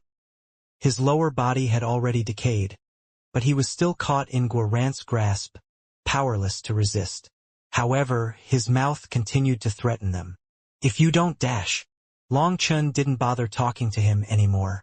With a single point of his finger, he pierced Yi Wenxuan's head, channeling his spiritual strength. He directly did a brute force soul search. Eternal clan. Heavenly divinity race? Through this soul search, Long Chun learned that this Yi Wenxuan came from an eternal clan that was called a part of the heavenly divinity race. An eternal clan was an existence that had an eternal expert standing over it. This so-called eternal realm was the one above a Heaven Venerate. In this realm, it was said that you would be immortal and undying, possessing longevity as long as the universe. In the mortal world, the so-called gods and immortals referred to these experts. They were existences that countless cultivators never had a chance of encountering in their entire lives. When Long Chun first heard of this eternal realm, he first thought of that sweeping elder in the High Firmament Academy. Little Crane had told him that the Rainbow Crane race possessed an exceedingly long lifespan. She had already seen several generations of Deans, but that sweeping elder had sent off several generations of Rainbow Cranes. In Long Chen's mind, only an eternal expert possessed such a terrifying lifespan. The title of an eternal clan indicated that this family possessed an eternal expert or had once produced an eternal expert, possessing an eternal inheritance. As for this heavenly divinity race, they appeared in the immemorial era. When the so-called heavenly divinities were born, a heavenly manifestation appeared. Thus, they were called the gods of the heavens, celestial beings that obeyed only the will of the heavens. After the immemorial era, those heavenly manifestations stopped appearing, so heavenly divinities became a thing of legend. Long Chun hadn't expected Yi Wenxuan's background to be an eternal clan that was the descendant of heavenly divinities. It was no wonder that he was so arrogant. Regretfully, Yi Wenxuan's soul was protected by sacred energy, so Long Chun was barely able to grasp any information at all. Everything was inaccessible, from the rest of the information about his clan and the things that couldn't even count as secrets in his family. After Long Chun killed Yi Wenxuan, the other experts' expressions changed, and they looked at Long Chun in horror. They could not believe that a group of foreigners actually dared to kill Yi Wenxuan. They had brought about a calamity. Long Chen's gaze then swept over them. The experts around had the same robes as Yi Wenxuan. On every robe, golden threads formed the Julie Immortal character for their Yi family name, so it was easy to recognize. When Long Chun looked over them, those people's hair instantly stood on end. It felt as if a wild beast had set its sights on them, leaving them with a chill in their spines. In truth, Long Chun had the urge to do more soul searches and see just what was so special about this Yi clan. However, if even a heavenly genius like Yi Wenxuan could only have this little bit of information, then he would probably get even less from the others. You get out here. I'm going to ask you a few questions. If you don't want to die, you'll answer them. If you want to die, just kill yourself now so we can save time. Long Chin pointed at an old earth venerate. The earth venerate quivered but managed to walk forward. Putting on a cool appearance, he said, "You can ask, but I can't say anything relating to the secrets of my Yi clan even if you kill me. I'm going to ask and you're going to answer. Anything more or less and you'll die," said Long Chen coldly. He then asked, "What is this place?" The elder cleared his throat and hastily replied, "The Jiangning Prefecture. Is this the territory of your Yi clan?" asked Long Chun. "No. We were asked to deal with the sea demon tide." "Asked? Did that cost money?" sneered Long Chen. Yes." The elder was a bit embarrassed. Long Chun looked at the elder contemptuously. He didn't even need to ask more to know what was going on. "Tell me, in the Jiangning Prefecture, is it possible to ask other powers for help?" asked Long Chun. "Ah well." The instant the elder hesitated, Guoran slapped him in the face, causing him to stagger. "My boss asked you a question. You dare to hesitate? Next time, it won't be a slap in the face but my blade through your neck." That person was shocked and enraged. He, a grand earth venerate, was slapped in the face, and it was by a little immortal king brat. It was a huge humiliation for him. But looking at Uncle Tree beside Long Chun, he could only endure. That was an existence that had even scared off a heaven venerate. It is of course possible to ask others. However, the Jiangning Prefecture has a good relationship with my Yi clan, so naturally they asked us for aid first, said the elder, swallowing his anger. Your Yi clan really came up with a good scheme. You used the sea demon tide as a trial by fire. With it, not only can you temper the combat power of your disciples, but you can even make money. Most importantly, you get others indebted to you while profiting. Looking at the group of people that stared at him with conflicting expressions, Long Chun knew what was going on. On the battlefield, the Yi clan had joined forces with the disciples of certain powers to clean up the sea demons. The original experts here didn't get that chance. After all, the bodies of sea demons were filled with treasures.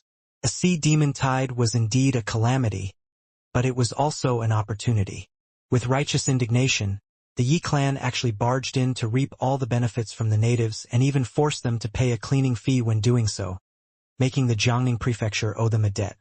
Based on the crap from Yi Wenxuan and the Heaven Venerate, Long Chen knew most of what was going on.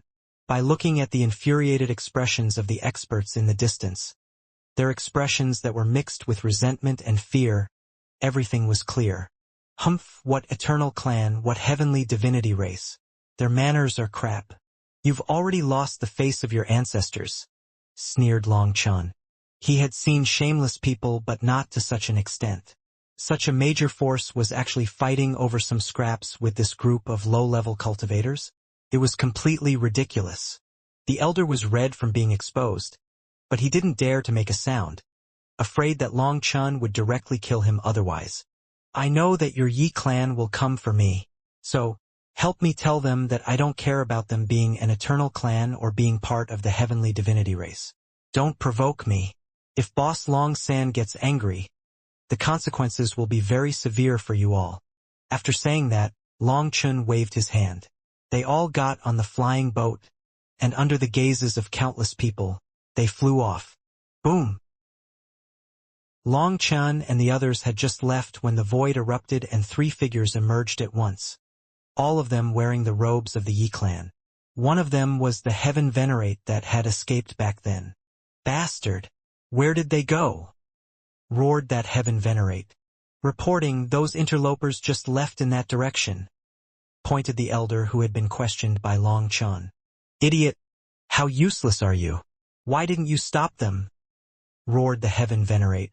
At this moment his aura was still weak. Uncle Tree's attack had clearly given him a serious wound that he could not recover from in just a short time. Hearing this reprimand, that Earth Venerate immediately lowered his head and didn't dare to make a sound. Inside, he cursed that Heaven Venerate. If even you couldn't stop him, how could I? However, he didn't dare to stand up to this person, afraid of being killed with a slap, so he could only endure. Did he say anything? Demanded one of the other two that the fleeing Heaven Venerate had brought. These two were also Heaven Venerates. He did say something, but this lowly one doesn't dare to repeat it, said the elder. Speak! Roared the Heaven Venerate. He said, help me tell them that I don't care about them being an eternal clan or being part of the heavenly divinity race. Don't provoke me.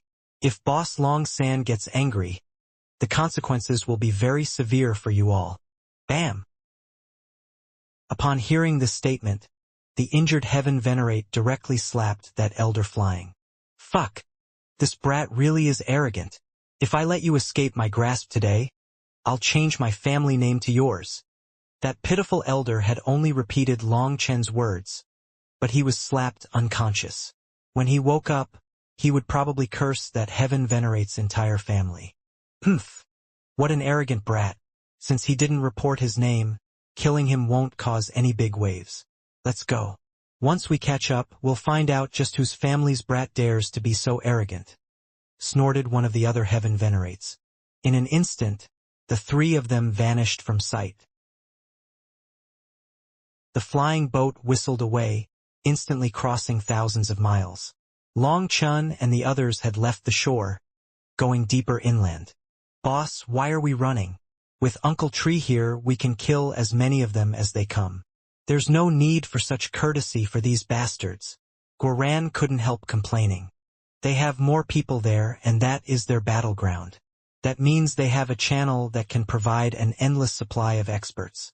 Also, the Nirvana Overflow Heaven is not the Violet Flame Heaven. The Yi clan is an eternal clan, a part of the heavenly divinity race, so their foundation is definitely shocking. There's no need for us to fight them directly.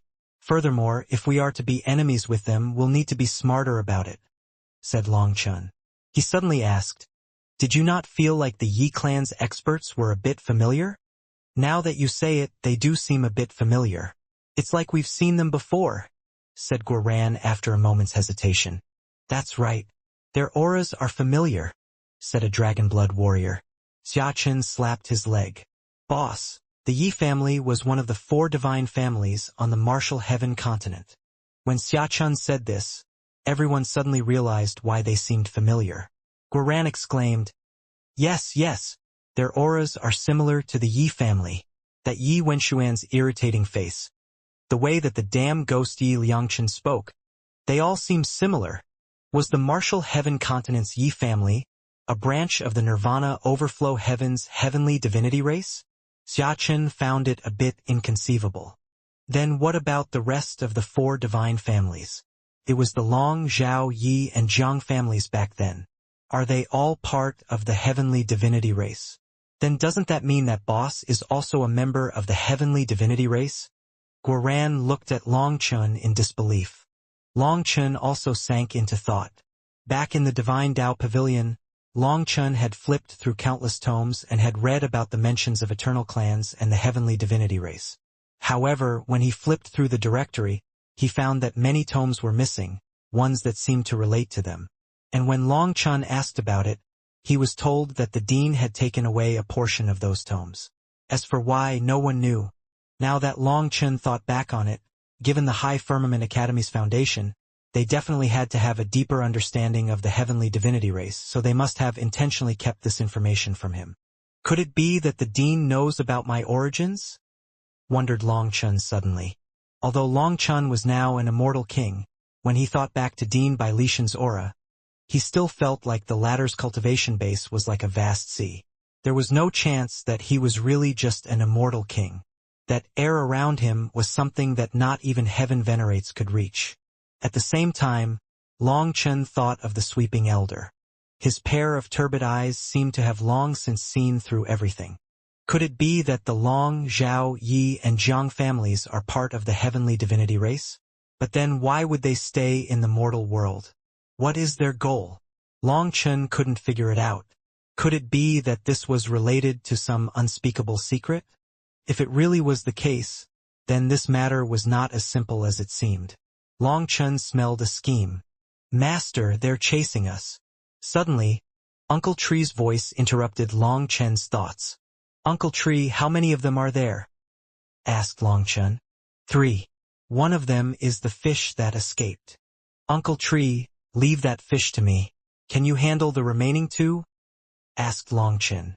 If I am prepared, I should be fine 1 against 3. There's no need for Master to take that risk. If you were to be hurt, I would never be able to make up for it, said Uncle Tree hastily. It had to be known that the enemy was a heaven venerate, so even when injured, he wasn't something that a group of immortal kings could handle. If Long Chun were to be killed by him, Uncle Tree's conscience wouldn't be able to take it. After all, it was Long Chun who had freed him. If Long Chun then died under his protection, he would be guilt-ridden for the rest of his life. Uncle Tree, don't worry. I won't do anything that I'm not confident in. We've just arrived in the Nirvana overflow heaven and still have the aura of the violet flame heaven on us. If we want to adapt to these heavenly Daos as quickly as possible, a big battle is the best option. We will force the laws of heaven and earth to change our auras. Coincidentally, a heaven venerate is one with heaven and earth, so we can borrow his power to change our auras. That way, we won't be instantly recognized as foreigners, and we will have an easier time traveling here, said Long Chun. Then be careful. Don't force yourself too hard. Uncle Tree could only hope that Long Chun was as powerful as he thought. As the void rumbled, 3 figures tore through space, giving off heaven-shaking auras and twisting killing intent. This place was an empty land surrounded by a mountain range. After following the tracking seal to this area, the 3 heaven venerate experts of the Yi clan came to a sudden stop. Stop hiding. Come out and face your death. The heaven venerate that Uncle Tree had injured roared. He knew that Long Chun and the others were nearby. Are you blind? Couldn't you see our giant group yourself? Just who is hiding? Long Chun looked at them disdainfully from atop a mountain. Not hiding at all. Actually, they were standing there completely openly. But alas, this idiot just had crap instead of eyes. Die! Upon spotting them, the fury of that heaven venerate exploded, and he shot straight toward Long Chun. 9th Elder, wait! The injured elder was grabbed by one of his comrades, stopping him. 7th Elder, what are you doing? Roared the 9th Elder, feeling furious as hell. These 3 people were the Yi clan's 7th, 8th, and 9th elders respectively. After the 9th elder was injured, as soon as he successfully fled, he summoned these 2 comrades of his. At this moment, the 7th elder pointed at Long Chun and Uncle Tree. Who are you? He demanded. Why are you provoking my Yi clan?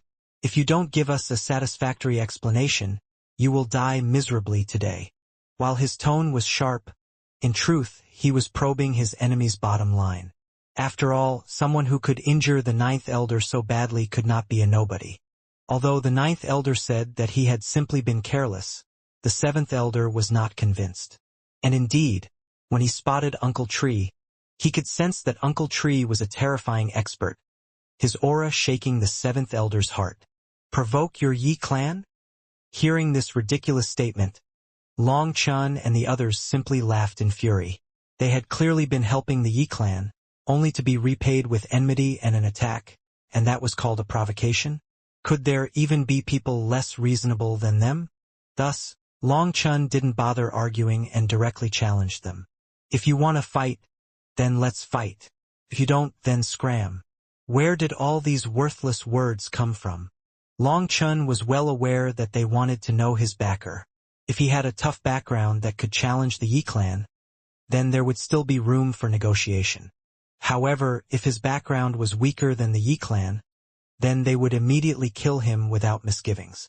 In the cultivation world, there was an unwritten rule. If you were to be killed by someone without reporting your name and background, it would be hard to blame the killer. The Yi clan might be an eternal clan, but for them to want to figure out Long Chen's background at this time, it proved that even eternal clans did not possess absolute authority within the Nirvana overflow heaven. They also had forces that they were wary of. Otherwise, they wouldn't bother testing Long Chen's background. "Since that's the case, you can just die." The seventh elder immediately erupted when he saw that Long Chen wouldn't reveal his identity, clearly looking down on them.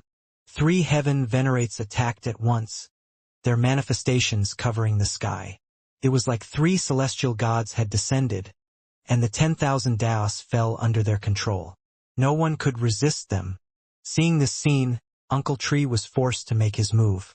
As a result, the aura of the undying race erupted, and a towering locust tree appeared before them, blocking their way. "You're from the undying race." The 3 heaven venerates were startled. Uncle Tree had kept his aura concealed the entire time, so they were unable to see through his origins. But now they recognized his aura. Boom! Facing this mighty attack, the 3 experts of the Yi clan blocked together, the impact causing mountains to crumble and terrifying astral winds to rage throughout the mountain range. As for Long Chen and the others, they had long since been prepared, but when the chi wave struck them, they were still blown back miserably. The power of heaven venerates wasn't something that they could resist yet. "They're too powerful," Xiachen cried out. It was their first time witnessing a true battle between heaven venerates. To their surprise, even the shockwaves alone were already difficult to endure. In an instant, the beautiful mountain range was destroyed. When heaven venerates fought, it was truly like the apocalypse. The cracks spreading in the sky from their blows shook people's hearts.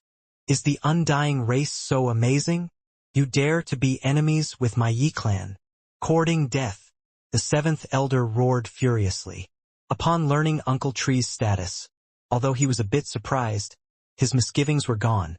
So with his sword, he unleashed rays of light at Uncle Tree. Now, he no longer had any hesitation about killing Long Chun and the others. Although the undying race was powerful, their relationship with the human race was already bad. So killing them wouldn't make a difference. As the 7th elder's sword slashed out, Uncle Tree snorted coldly. "The undying race isn't that amazing. But when it comes to killing the few of you, it shouldn't take much effort." Uncle Tree was wooden and slow, wishing to simply get along with everyone. Moreover, he wasn't easily angered. That was the only reason why he had managed to survive so long in the Fiend Eye. Someone with an explosive temper would have long since died from the outrage. Uncle Tree suddenly slammed his hands together on the 7th elder's sword. To everyone's surprise, the monumental power within this sword directly vanished without a trace. At the same time, a bark-like layer appeared on top of the sword and began to spread toward the 7th elder's hand. Seeing this scene, the 7th elder's expression changed. He didn't know what that was, but whatever it was, it gave him chills. With a shout, his manifestation darkened and power poured into his sword, enabling him to escape Uncle Tree's grasp. The bark on his sword then shattered and fell to the ground, leaving large holes where it landed. Those holes had just formed when it was like the land was infected. A layer of bark was rapidly spreading miles and miles on the ground. It was a shocking sight. At this time, the 8th and 9th Elders' attacks came, their two swords piercing toward Uncle Tree's back. All of a sudden, a violet rod appeared in Uncle Tree's hand. As he smashed it at the two of them, it exuded violet divine light that turned the world purple. Boom! The berserk impact tore through the land, causing lava to spurt out of the ground, turning this world into a sea of fire. As the lava mixed with fragments of heavenly Daos, waves of death spread in every direction, extinguishing all living beings around. Indeed, when heaven venerates fought, they brought endless destruction. Long Chen and the others retreated further and further, but the astral winds coming from the battlefield still cut their cheeks. They appeared minuscule in front of heaven venerates. Heaven venerates are incredibly powerful, as they are one with the Tao, and their will becomes law. With every move, the will of the heavens follows. There's no way to fight them. Yu Qingxian could only sigh as she watched Uncle Tree fight the three heaven venerates. The heaven venerate realm was the dividing line in the cultivation world. As a result, while Long Chun and the others could defeat multiple earth venerates without any fear, they were rather powerless in front of a heaven venerate. This feeling of powerlessness mostly stemmed from the heavenly Daos. The heavenly Daos were controlled by heaven venerates, and if the heavenly Daos did not wish for them to live, just how could they go against them? Three flowers merged into one, fusing with heaven and earth. They really aren't easy to deal with. But the Dragonblood Legion has never submitted to the heavenly Daos, so who cares about heaven venerates? Could it be that they are even greater than the heavens? Said Long Chen. Ever since Long Chun started cultivating the 9-star hegemon body art, he had constantly been fighting the heavenly Daos. What tribulation of his wasn't one of sure death? However, he was still alive now, right? Even 1 against 3, Uncle Tree continued to fight, causing the world to darken from their power. However, Uncle Tree was not the slightest bit at a disadvantage. Even without the support of the Nether Emperor's formation, he was still incredibly powerful. Suddenly, a figure left the battlefield, shooting straight toward Long Chun and the others with an insidious expression. The elder's too tough, so I'll kill you brats first. The 9th elder smiled sinisterly, killing intent erupting from his eyes. We'll kill this bastard together. Seeing this scene, Long Chun reached behind him and clenched the Minghong saber's hilt. As for Guoran, Xia Chan, and the others, they felt their battle intent ignite into a blazing fire. The 9th elder fought alongside the 2 elders of the Yi clan against Uncle Tree, but due to his injuries, he couldn't contribute much. Since his injuries hadn't recovered yet, he was unable to fully control the power of the heavenly Daos, so his combat power was only 70% of his peak. In this state, it was very difficult for him to cause any substantial injury to Uncle Tree. Enraged by this, he decided to cast his fury upon Long Chan and the others, knowing that if he attacked Long Chun, Uncle Tree would be forced to save him. Then they would have the initiative over this battle. At this moment, the 9th elder's sword slashed down toward Long Chun. Divine Ring, Dragon King Battle Armor. As Long Chen's roar resounded throughout the world, his divine ring and battle armor manifested, their berserk blood chi energy blasting apart the clouds. The Minghong saber also flew out of its sheath and slashed out like a heavenly blade. When it appeared, the river of stars quivered, and an unmatched killing intent locked onto the 9th elder. The 9th elder had never dreamed that a little immortal king could unleash such power, to the extent that this saber actually gave him a sense of pressure. Boom! The impact caused heaven and earth to tremble, blowing Long Chun and the 9th elder back. In this exchange, the two were evenly matched. What? The 9th elder was stunned. His blood chi was flipping inside of him, but Long Chun seemed fine. Dragon blood cross slash. Just as the 9th elder was knocked back, Guoran attacked, his cross sabers containing the power of all the Dragonblood warriors behind him. As their scales lit up, their blood chi energy poured toward Guoran. When all their energy gathered on him, Gorrant's armor and sabers blazed like the sun, looking like they were red-hot. The Dragonblood warriors had continuously cultivated during their journey this time, so when all their power was gathered, it was almost beyond the limit of Gorrant's armor and blades.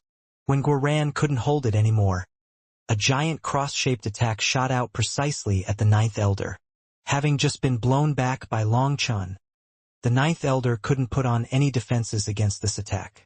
Enraged, he spat out blood, which then ignited and caused his aura to leap to a new level. In this state, he had no choice but to ignite his essence blood for some breathing room. Otherwise, he wouldn't be able to survive. The Ninth Elder's sword then slashed onto the blazing cross. But he was taken aback as his sword shattered upon impact, and a tremendous force slammed into his chest, sending forth a spray of blood from his mouth. The sensation was akin to being struck by a star, leaving him on the brink of collapse. "Brothers, good work!" Gorrant exclaimed in delight. Last time, their Dragonblood cross-slash hadn't managed to have such an impact. Unable to accept that fact, they had been constantly training. As a result, not only did their cultivation bases go up, but their cooperation was also honed, and their energy transfer efficiency was optimized as well. Now, their combined force was even stronger than Long Chen's previous attack. This finally allowed Gorrant to feel like he had vented a bit from their last defeat. Taking advantage of this, he shot after the Elder. However, just as he raised his sabers, he noticed a light smoke coming from his blades, their runes still burning. Hence, his expression changed slightly. "Crap, the runes have reached their limit. I'll have to wait a bit before unleashing a second attack." The combined power of the Dragonblood warriors now brought a heavy burden on Gorrant's battle armor and sabers, hindering his ability to unleash successive attacks. It was because some of the runes of the blades were allocated as conduits for channeling the power of the Dragonblood warriors, while the larger portion was reserved for when he fought on his own. It was a pragmatic approach though, considering that he couldn't always be with the other Dragonblood warriors, as they frequently found themselves engaged in separate battles. With this in mind, Gorrant had set up his runes with a high estimation of how much power the Dragonblood warriors could provide him. He had also thought that there was no need for further modifications before reaching the Divine Venerate realm, but now the runes had reached their limit even before they got to the World King realm. Moreover, it had to be known that they only had over 400 Dragonblood warriors here. Once they were all gathered, their combined power would cause his armor and sabers to explode if he were to gather it all. Gorrant was startled and surprised by this. If he were to strengthen his equipment again and all his brothers were gathered, their power could eclipse Long Chen's for one instant. Die! Just as these thoughts ran through his head, the Ninth Elder roared. The latter was now covered in blood, with his clothes tattered and his hair in a mess, looking like a beggar. However, his expression was very frightening now. He had come to crush a few weaklings, but somehow ended up encountering hard boulders. Gorrant's attack had damaged his internal organs, causing the internal wounds caused by Uncle Tree to flare up again. However, he could also see the smoke coming from Gorrant's armor and sabers. So, he knew that this was his best chance to kill Gorrant. Even though the Ninth Elder was severely injured, he didn't wish to give up on this good chance. After all, Long Chun was too far to save Gorrant. Die! The Ninth Elder's sword had been shattered, so he took out a spear. However, just as he pierced his weapon toward Gorrant, the void collapsed and rainbow flames materialized, manifesting a vortex of flames in front of him. Although Yu Qingxian didn't like combat in terms of defense, she possessed immense might. Moreover, it was so great that the Ninth Elder's attack was unable to penetrate her defenses. When his spear touched the flame vortex, the spear's concentrated power was like molten iron landing in ice. All its power rapidly dissipated. Slut! The Ninth Elder roared in fury after his attack was blocked by Yu Qingxian. She had caused him to miss his best chance at killing Gorrant. Just as he cursed her, he suddenly saw Gorrant, Xiachan, and the rest of the Dragonblood warriors looking at him with an odd look. That look seemed to contain pity for him. Following that, he felt a pair of fiendish eyes behind him, and the temperature plummeted. The entire world seemed to hush, leaving only the sound of his own heartbeat reverberating in the stillness. When he slowly turned his head, his gaze fell upon Long Chun, who had resheathed his saber. Leaning forward akin to a leopard ready to strike, Long Chun exuded an icy aura of murderous intent that caused the world to quiver. Looking at Long Chen's furious expression, Guoran and the others felt helpless. Now it's going to be over before it even starts. We won't even get to do anything. This bastard. Why is his mouth so wretched? We missed such a good opportunity, grumbled the Dragonblood warriors. To dare to curse their boss's woman. It would be strange if their boss didn't do this. It was indeed a rare chance for the Dragonblood warriors to test themselves against a heaven venerate, but now that things had reached this point, they didn't dare to fight over him with their boss. Thus, they could only curse this fellow for having a bad mouth. At this moment, a pair of golden Kuanping wings appeared on Long Chen's back, and his figure instantly vanished. Seeing this scene, the ninth elder was shocked. As a heaven venerate, he controlled heaven and earth, as they were under his command. So in theory, no one could conceal themselves around him. However, Long Chun disappeared without a trace, leaving everyone unable to locate him. The ninth elder's initial assumption was that Long Chun hadn't concealed himself, but that his speed was so astonishing that even his divine sense couldn't keep up with it. All of a sudden, with a roar, he smashed his spear in front of him. Boom! The Minghong saber suddenly materialized, colliding with the spear. It was only after the impact that the distinct sound of the saber being drawn from its sheath echoed. What speed! Guoran and the others were genuinely shocked. The sound only came after the strike, and what they were seeing before them twisted, a sign that time and space were affected by the blow. The ninth elder had relied on his years of combat experience to block Long Chen's attack. However, blood still sprayed out of his mouth from the blow. Pow! Suddenly, a figure flashed and the ninth elder spun through the air, yellow teeth tumbling out of his mouth. They couldn't see the movements, but they heard the same familiar sound, the same familiar results. Guoran and the others knew that the ninth elder had just been slapped in the face. Boss's speed is amazing, exclaimed Xiaqin. In the Vermilion Bird Empire, Long Chun had also displayed these Kuanping wings. However, his current speed was incomparable to that time. The runes of the Kuanping wings needed to merge with their master bit by bit. Moreover, the wings grew along with their master. Because of this aspect, the Kuanping race's audacity to challenge the dragon race was not unbased. They truly did possess that power. These wings from Kuan Tu possessed an astonishing might. However, when Long Chun first obtained them, they still weren't fully matured, and only a very small portion of the runes had been activated. So, although Long Chun had gained more Kuanping wings from the World King realm and the Divine Venerate realm, he was still using this set. Once he fully activated all its wings, he would then refine the next set. While refining pills on the ghost ship, he didn't know if it was due to the Earth Cauldron's influence, but these Kuanping wings actually began to actively merge with him rather than just passively be refined. By the time they reached the shore, the wings were already merged with him, and Long Chun could unleash the true power of these Kuanping wings. It had to be known that even a divine venerate Kuanping would at most be able to use a portion of Immortal King wings and couldn't fully merge with them. After all, they were a special race, and with every realm they advanced, more innate runes would appear on their body. However, the majority of those runes could not be activated. Every progress would be based on each individual's talent and bloodline. That was different from other races.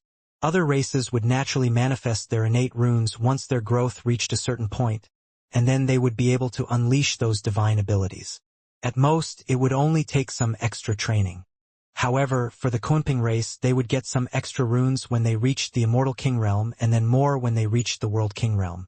But whether or not those runes could be used depended on each individual's talent. In the Kuanping race, there was no one capable of activating all of those runes. Being able to activate half of them was the mark of a peerless genius. Kuan Tu was viewed highly in the Kuanping race, even though he had only been able to activate 40% of the runes on his wings and only 30% of the runes on his body. As for his spiritual runes, he only managed to activate 20%. Although it seemed as if these runes weren't that useful as a result, there was a legend within the Kunping race. Every now and then, a peerless genius would appear and activate all their runes, sweeping through the 9 heavens. Regretfully, such a legendary being stayed legend in the end. Even after countless years, this figure never appeared. Long Chun naturally didn't know about these legends or this information.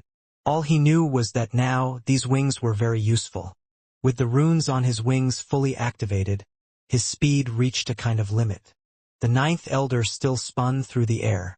Suddenly, everyone heard an identical sound as before, and he spun in the opposite direction. Due to his momentum, his upper body was moving in a different direction than his lower body, causing his body to twist like dough. These 2 slaps left the 9th elder dazed, his head blank. He couldn't tell the north from the south apart.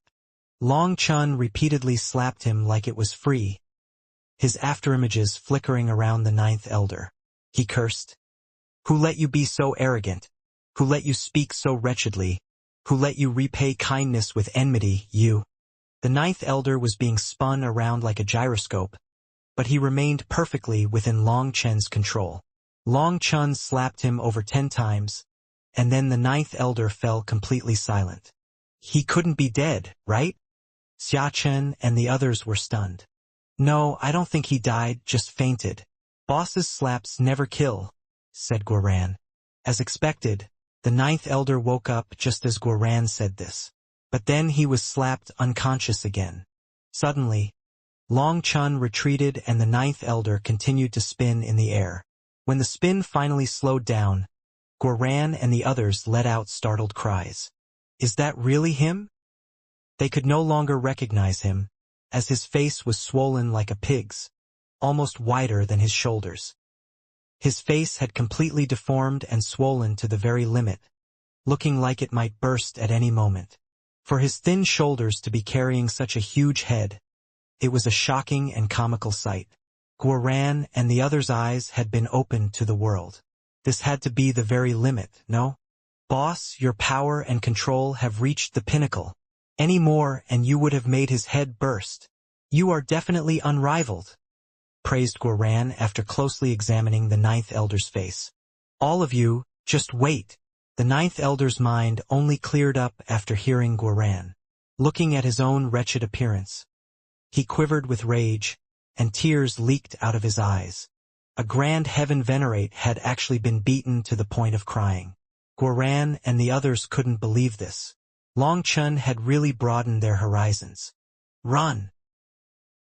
Just then, a terrified cry rang out from Uncle Tree's side, and the 7th elder and 8th elder were actually running away. It was unknown what technique Uncle Tree had used to scare them off.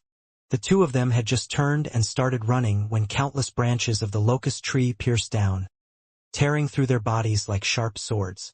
This sudden change made everyone jump.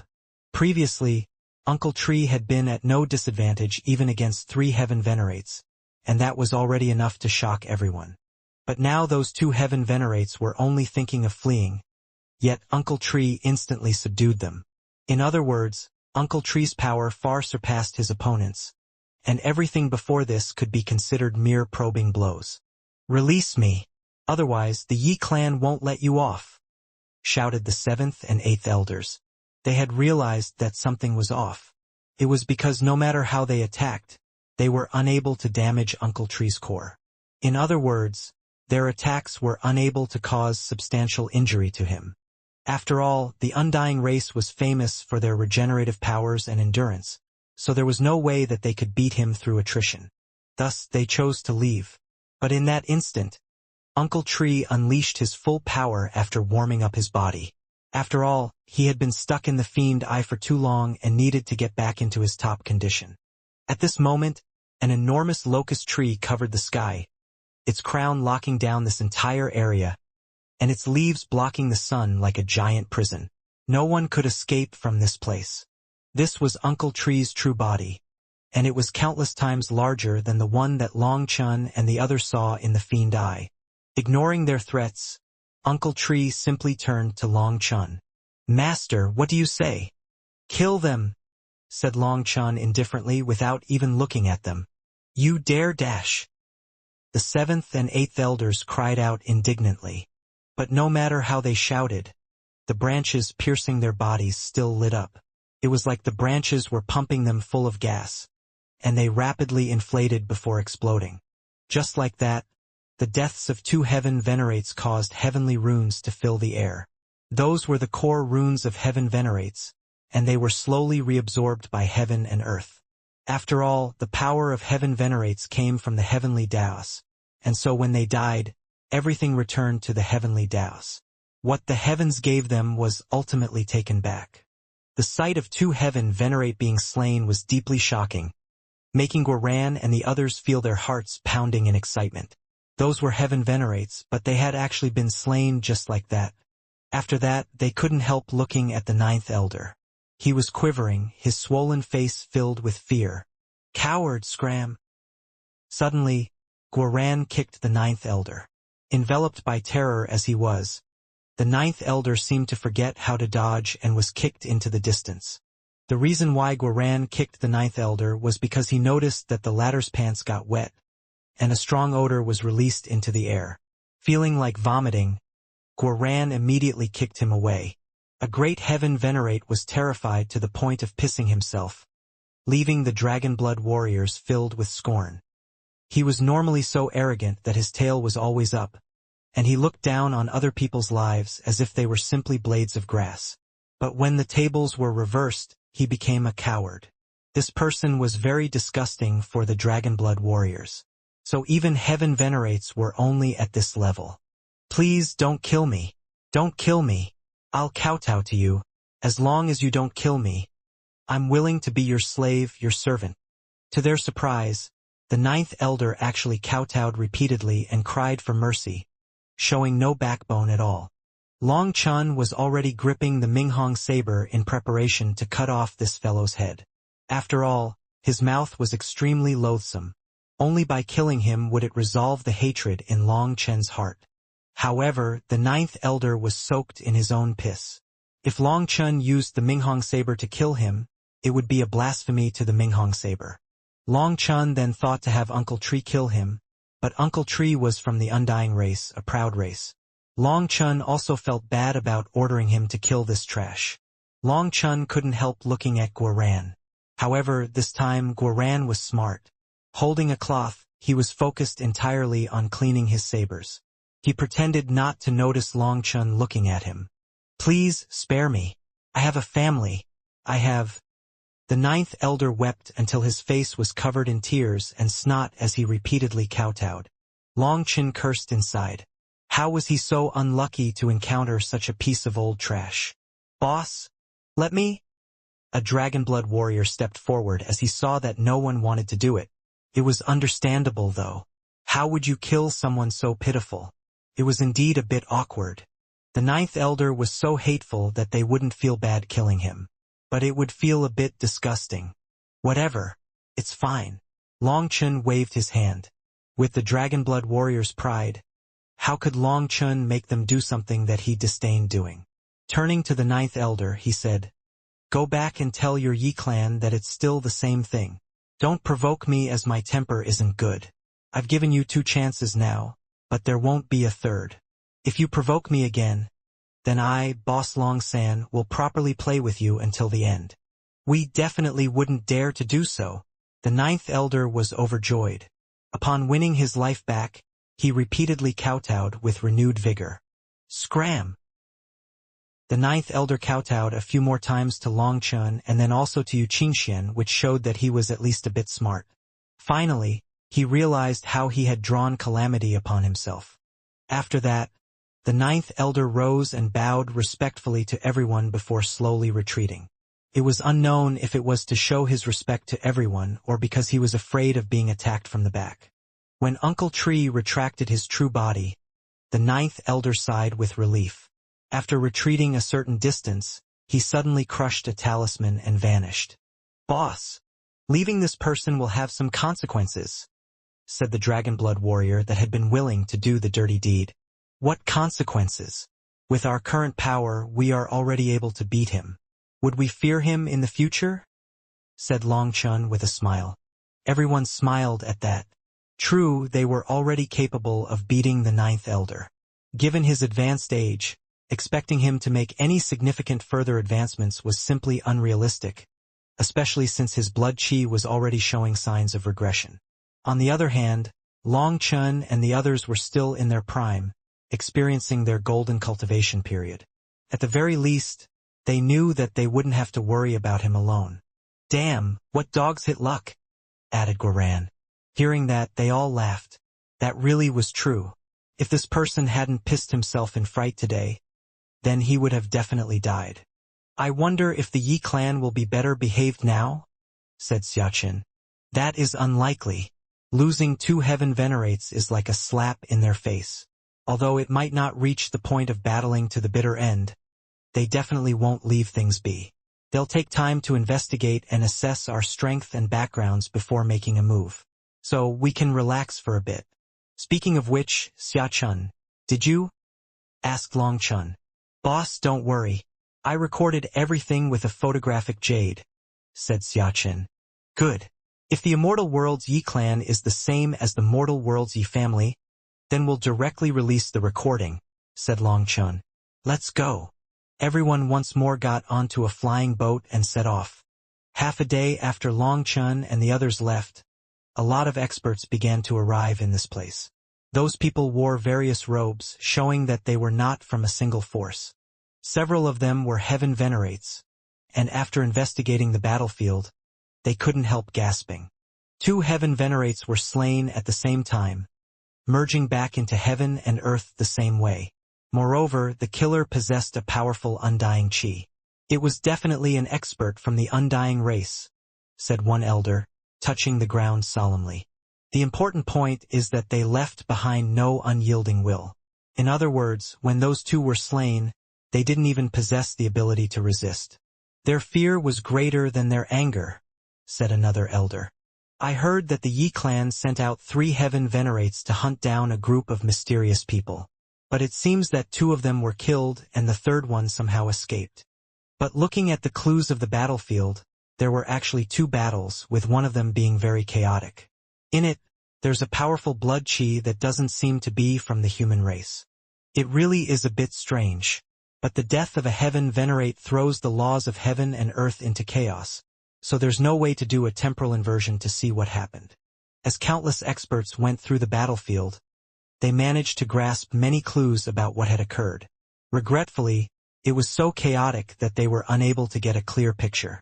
The news about a team of foreign experts intervening in the battle between the Yi clan's disciples and the sea demons had circulated widely. After all, the Yi clan didn't defend that region alone. With so many experts around, it was not surprising that the Yi clan couldn't keep it a secret. With that information spreading, countless people secretly kept an eye on the Yi clan's movements, knowing that with their unreasonable natures, they would send people to hunt the mysterious group down. Hence, they all came here to watch a show. Regretfully, they were too slow, and everything was over by the time they arrived. However, from the battlefield, they could tell that this time the Yi clan had kicked an iron plate. Despite dispatching 3 heaven venerates, 2 had fallen in combat. This was no trivial matter. The killer is an expert of the undying race, possessing an endless lifespan. Thus, even as fellow heaven venerates, the 2 sides have an immense difference. This was the conclusion that people made after a long time of deliberation and examination. There's no way around it. By the time humans get to the heaven venerate realm, they've usually exhausted their blood chi. So, in order to maintain their realm, they're forced to ignite their longevity. On the other hand, the undying race remains in their top condition, with their undying chi undergoing an endless cycle. We're already old by the time we reach the heaven venerate, while they're still at their prime, sighed another heaven venerate. Unless a human can reach the divine venerate realm within 100 years, they can only rely on burning their lifespan to maintain their realm. You can only choose one, realm or lifespan. In this aspect, the human race is truly at a disadvantage compared to other races. Someone capable of becoming a heaven venerate within 100 years is incredibly rare, at least since the immemorial era, and achieving such a feat within 1,000 years is as rare as a phoenix feather or Chilan horn. Even for the likes of us who made our breakthroughs after 1,000 years are considered geniuses. Unfortunately, compared to other races, our human heaven venerates are just weaker. The heaven venerates here sighed. There was no way to deny this fact. The path of cultivation was like rowing a boat upstream. If you weren't advancing, you were regressing.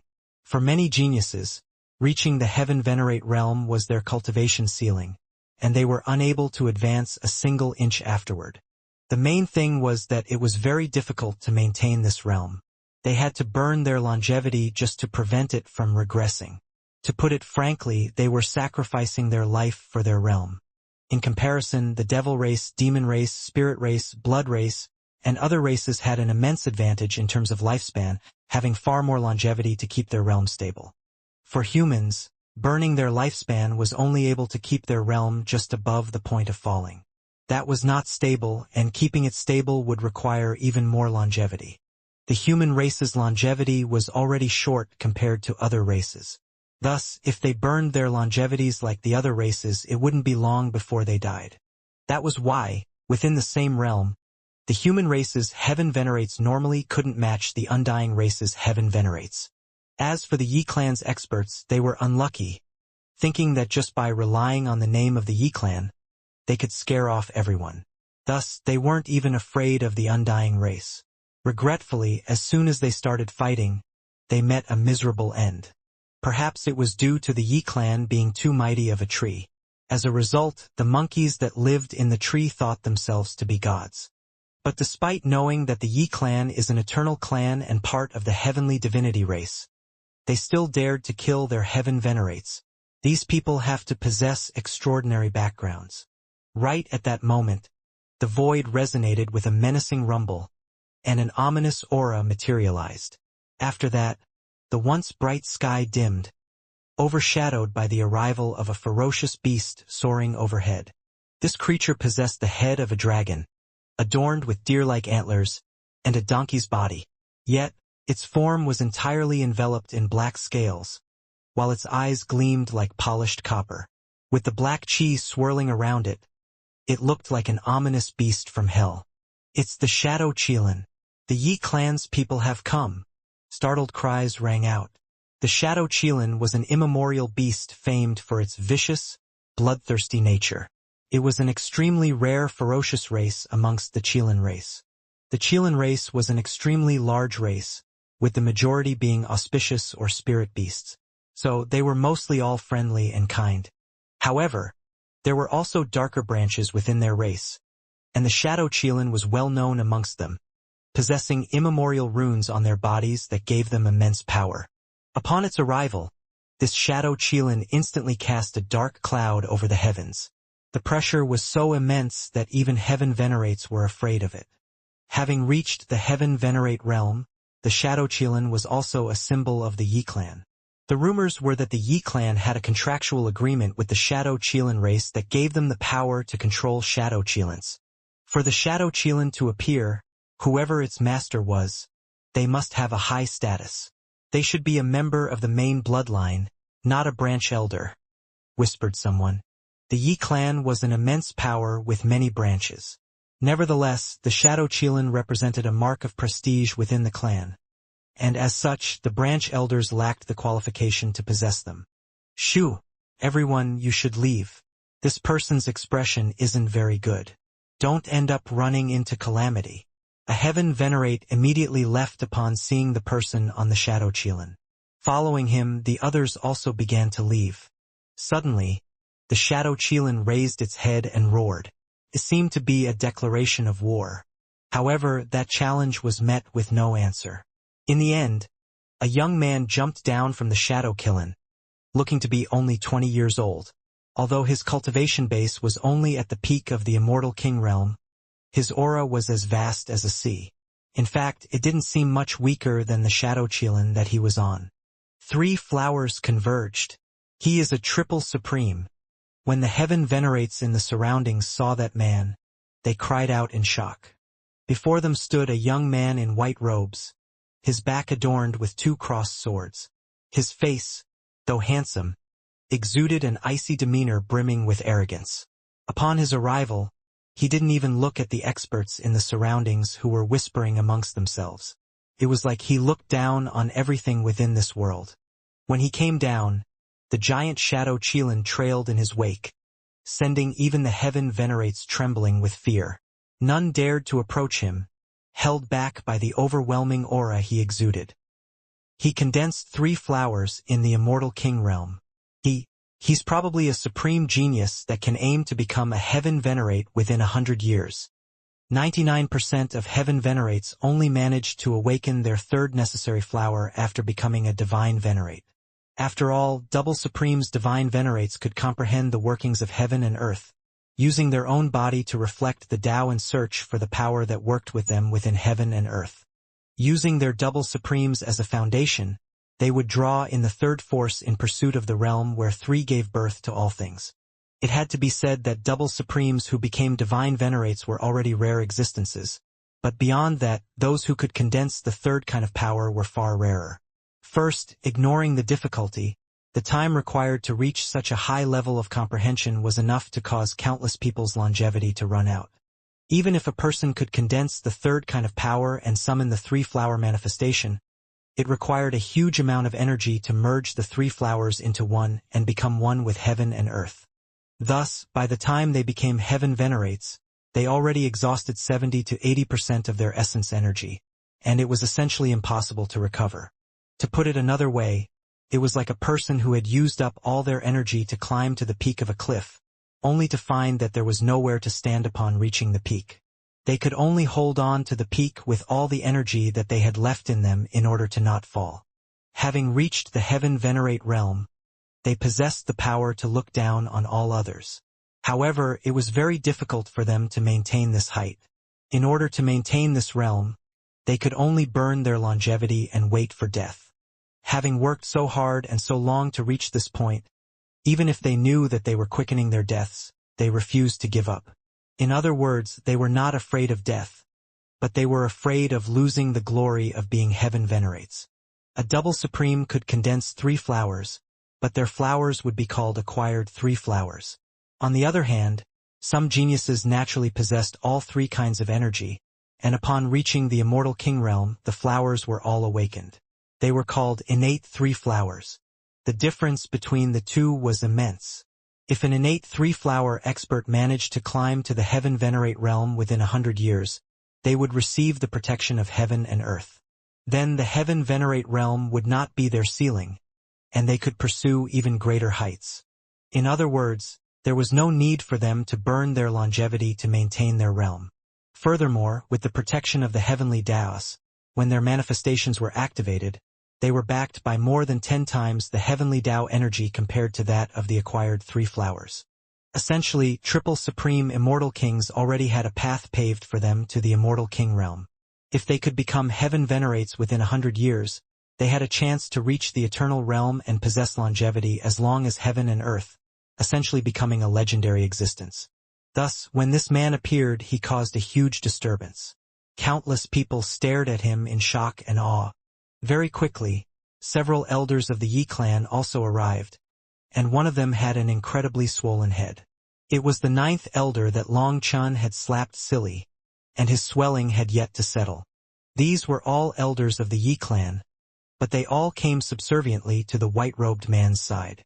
The young man looked over the battlefield and coldly said, "You idiots! The Yi clan's face has been lost by you." He pointed at the 9th elder. "After being beaten to this point, you still have the face to live? How could such cowardly trash appear in my Yi clan?" The 9th elder didn't dare to make a sound and just quivered. If this young man were to learn that this life of his was only preserved by begging, then he would definitely die. However, for the white-robed young man to call the 9th elder a coward for wanting to live irritated all the heaven venerates. For them, just maintaining their realm was a constant strain on their longevity. They already wouldn't have that much longer to live. Of course, they cherished whatever time they had. Like a young man cursing someone with 1 foot in the grave, he didn't even consider their point of view. Reporting, they had a terrifying expert of the undying race with them. "The 3 of us together were unable to beat him," said the 9th elder. The ninth elder didn't even have a chance to report what had happened before the white-robed man came, and immediately decided to settle things himself at the battlefield. However, things were already over by the time he arrived. The reason why the ninth elder and the others managed to arrive right after him was to report what had happened to him. If you couldn't beat them, why didn't you reveal that you were from the Yi clan? Demanded the white-robed man. We told them, but those unreasonable people didn't care. Also, that black-robed fellow seems to possess an extraordinary background, as the heaven venerate of the undying race treated him subserviently, even calling him master, said the ninth elder hastily. He had no choice but to make it out as if Long Chun and Uncle Tree were incredibly powerful. That was the only way that his loss wouldn't be viewed as too embarrassing. Humph, so what? The Yi clan is not afraid of the undying race, declared the white-robed man. They also said. The ninth elder gulped. What did they say? Demanded the white-robed man. He said to tell the Yi clan not to provoke him, that his temper is bad. He has given us 2 warnings and won't be giving any more. If we provoke him again, then he, Boss Long San, will play with us to the end, reported the ninth elder woodenly. Courting death. With a roar, 3-colored divine radiance appeared behind him, piercing the void and causing countless cracks to appear. Heaven and earth almost crumbled because of his anger. It was like a single thought from him could destroy heaven and earth. That terrifying divine might cause even heaven venerates to quiver. It was because heaven venerates needed to summon their manifestations to unleash the power of heaven and earth. But this white-robed man was able to control heaven and earth's power at will. Humph! Who does he think he is to dare to act arrogant in front of my Yi clan? Yi Wuchen will test him. Yi Wuchen turned to the ninth elder. Hand over your blood soul mark. I'll chase them down. This so-called blood seal mark was the tracking seal that the ninth elder had placed on Long Chun and the others. It was only thanks to it that they had managed to pursue them to this place. However, when it was mentioned, the ninth elder's expression changed. My blood soul mark has been forcibly erased. Nonsense! A heaven venerate's blood soul mark can't be erased so easily, except by an eternal expert, shouted the startled and enraged white-robed man. But it really has been erased, cried out the ninth elder. In truth, he was lying. When Long Chun let him go, he took the initiative to take back his blood soul mark. It was to show his sincerity, as well as because he was afraid that Long Chun would kill him if he didn't. Now that it was brought up, he didn't dare to say that he had taken it back himself, so he could only place the blame on Long Chun and the others. This inadvertently caused the white-robed man's expression to change. This lie made him think that Long Chun and the others were actually incredibly powerful. Humph, you idiots! I'll give you a month.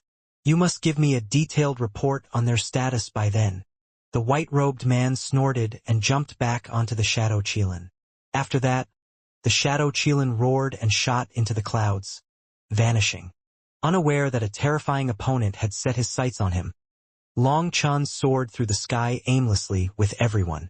Their battle with the ninth elder had bolstered their confidence. Within the expanse of the Nirvana overflow heaven, only when you could fight against heaven venerates could you travel safely. Besides that, having Uncle Tree's protection made them fearless even in a place teeming with heaven venerates like the Nirvana overflow heaven. Long Chun also felt rejoiced to have coincidentally stumbled upon Uncle Tree. Otherwise, taking a single step inside the Nirvana overflow heaven would be challenging. Through this battle, Guoran and Xiachun were in a rush to remake the runes of Guoran's armor. His armor needed to be upgraded, or the power of the Dragonblood warriors would cause it to explode. As for Long Chun, he was starting to feel anxious.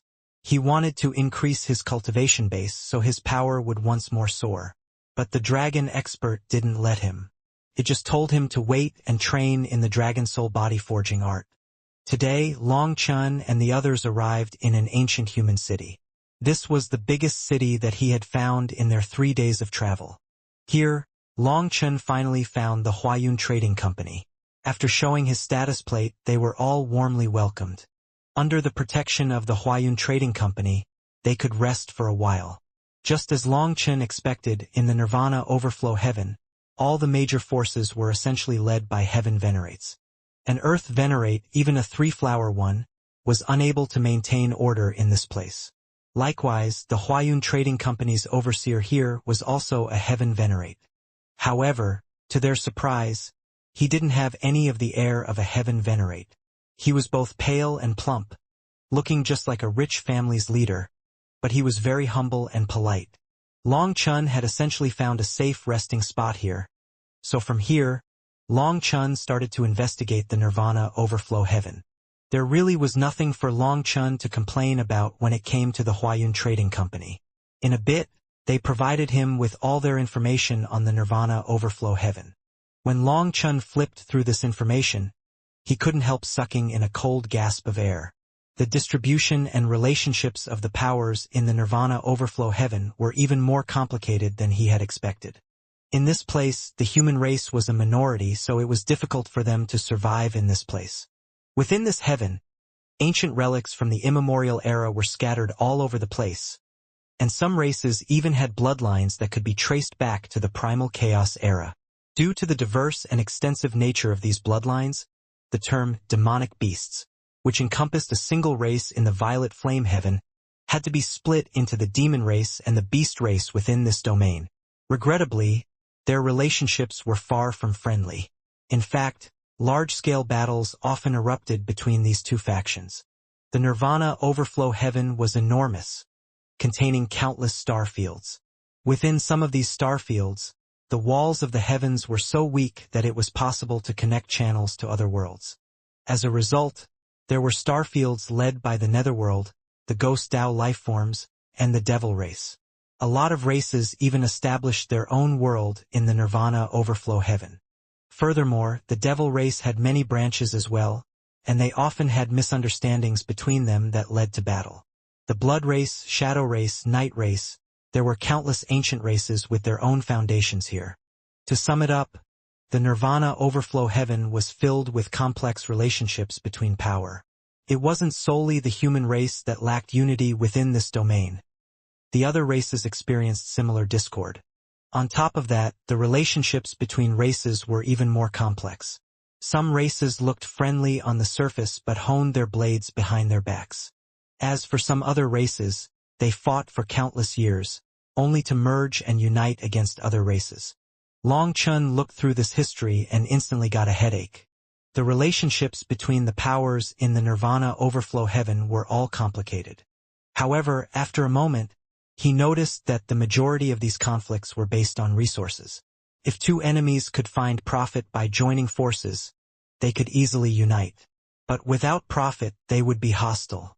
There was so much information that Long Chun couldn't possibly go through it all in one go. Moreover, this was only information from the current era. Anyway, something that was so far in the past that it couldn't be traced was not that useful. After getting a general understanding of this place, Long Chun started studying the forbidden lands in the Nirvana overflow heaven. When he did that, his eyes lit up. The Nirvana overflow heaven had many forbidden areas, and a significant portion of them weren't controlled by anyone. Therefore, many of their entrances lay open for exploration, unhindered by cultivation levels, welcoming countless adventurers who dared to step in. However, most of the time, the adventurers that entered never came out. Of course, a small number of them were fortunate enough to come out, carrying treasures that made others greedy. There were unmatched cultivation techniques from the immemorial era, undying divine medicines that caused even heaven venerates to grow greedy, divine weapons with shocking origins, or even beast eggs from the desolate era. These forbidden lands were so dangerous that no power was willing to stand guard over them. The treasures might be shocking, but the gains were not proportional to the danger. As for the ones that were already occupied, they were comparatively safer. But of course, anyone who could occupy such a territory had to have immense power and had to maintain their top condition at all times. As soon as any power declined, there was no need for anyone to attack them. They would immediately retreat to avoid being targeted. In the Nirvana overflow heaven, major forces could be replaced with new powers very quickly. One power might soar like a shooting star and could also be destroyed overnight. A power with hundreds of thousands or even millions of years of history was not impervious. Even such major powers had to be wary of being wiped out. The treasure lands that those powers occupied were sometimes of little interest. They refused to give them up though, feeling like it would be a pity. Hence, there were many treasure lands with plenty of treasures, but they could only be seen, not taken. Anyone who made the attempt to do so would die. Throughout history, it was unknown just how many major powers had taken the gamble to try taking a treasure, only to suffer such hideous losses that they were forced to retreat. Their enemies then took advantage of their losses to wipe them out. In the end, not only did they lose their treasure land, but they also lost their lives. Thus, these treasure lands were a double-sided blade. If managed properly, they were good things. If not, they led to calamity. Some sects would send groups of people into treasure lands every year, but it was always limited in scope. Every time, the worst-case scenario was always considered. Even if all those people died inside, it wouldn't affect the sect's overall power. Some sects would even publicly invite outsiders who were unafraid of death to go through their treasure lands. If they could leave alive, then they simply needed to split a portion of whatever treasures they obtained inside. However, oftentimes, anyone who brought out any real treasures simply vanished after coming out. In any case, treasure lands were a great deal of trouble to look after. It was like a cat standing guard over a large fish. The cat wanted to eat the fish, but it didn't have the teeth to do so. The worrisome thing was that they had to guard against other greedy forces, as well as others who managed to consume their fish and evolve to a new level. Those stronger forces might then devour them. Thus, the Nirvana overflow heaven was a cruel world filled with dangers. Every life form was standing on edge, as if death would come for them at any moment. Damn! There are so many treasure lands. Mo Nian has probably long since gotten to work. When he read this, a face with a wretched smile instantly appeared in Long Chen's mind.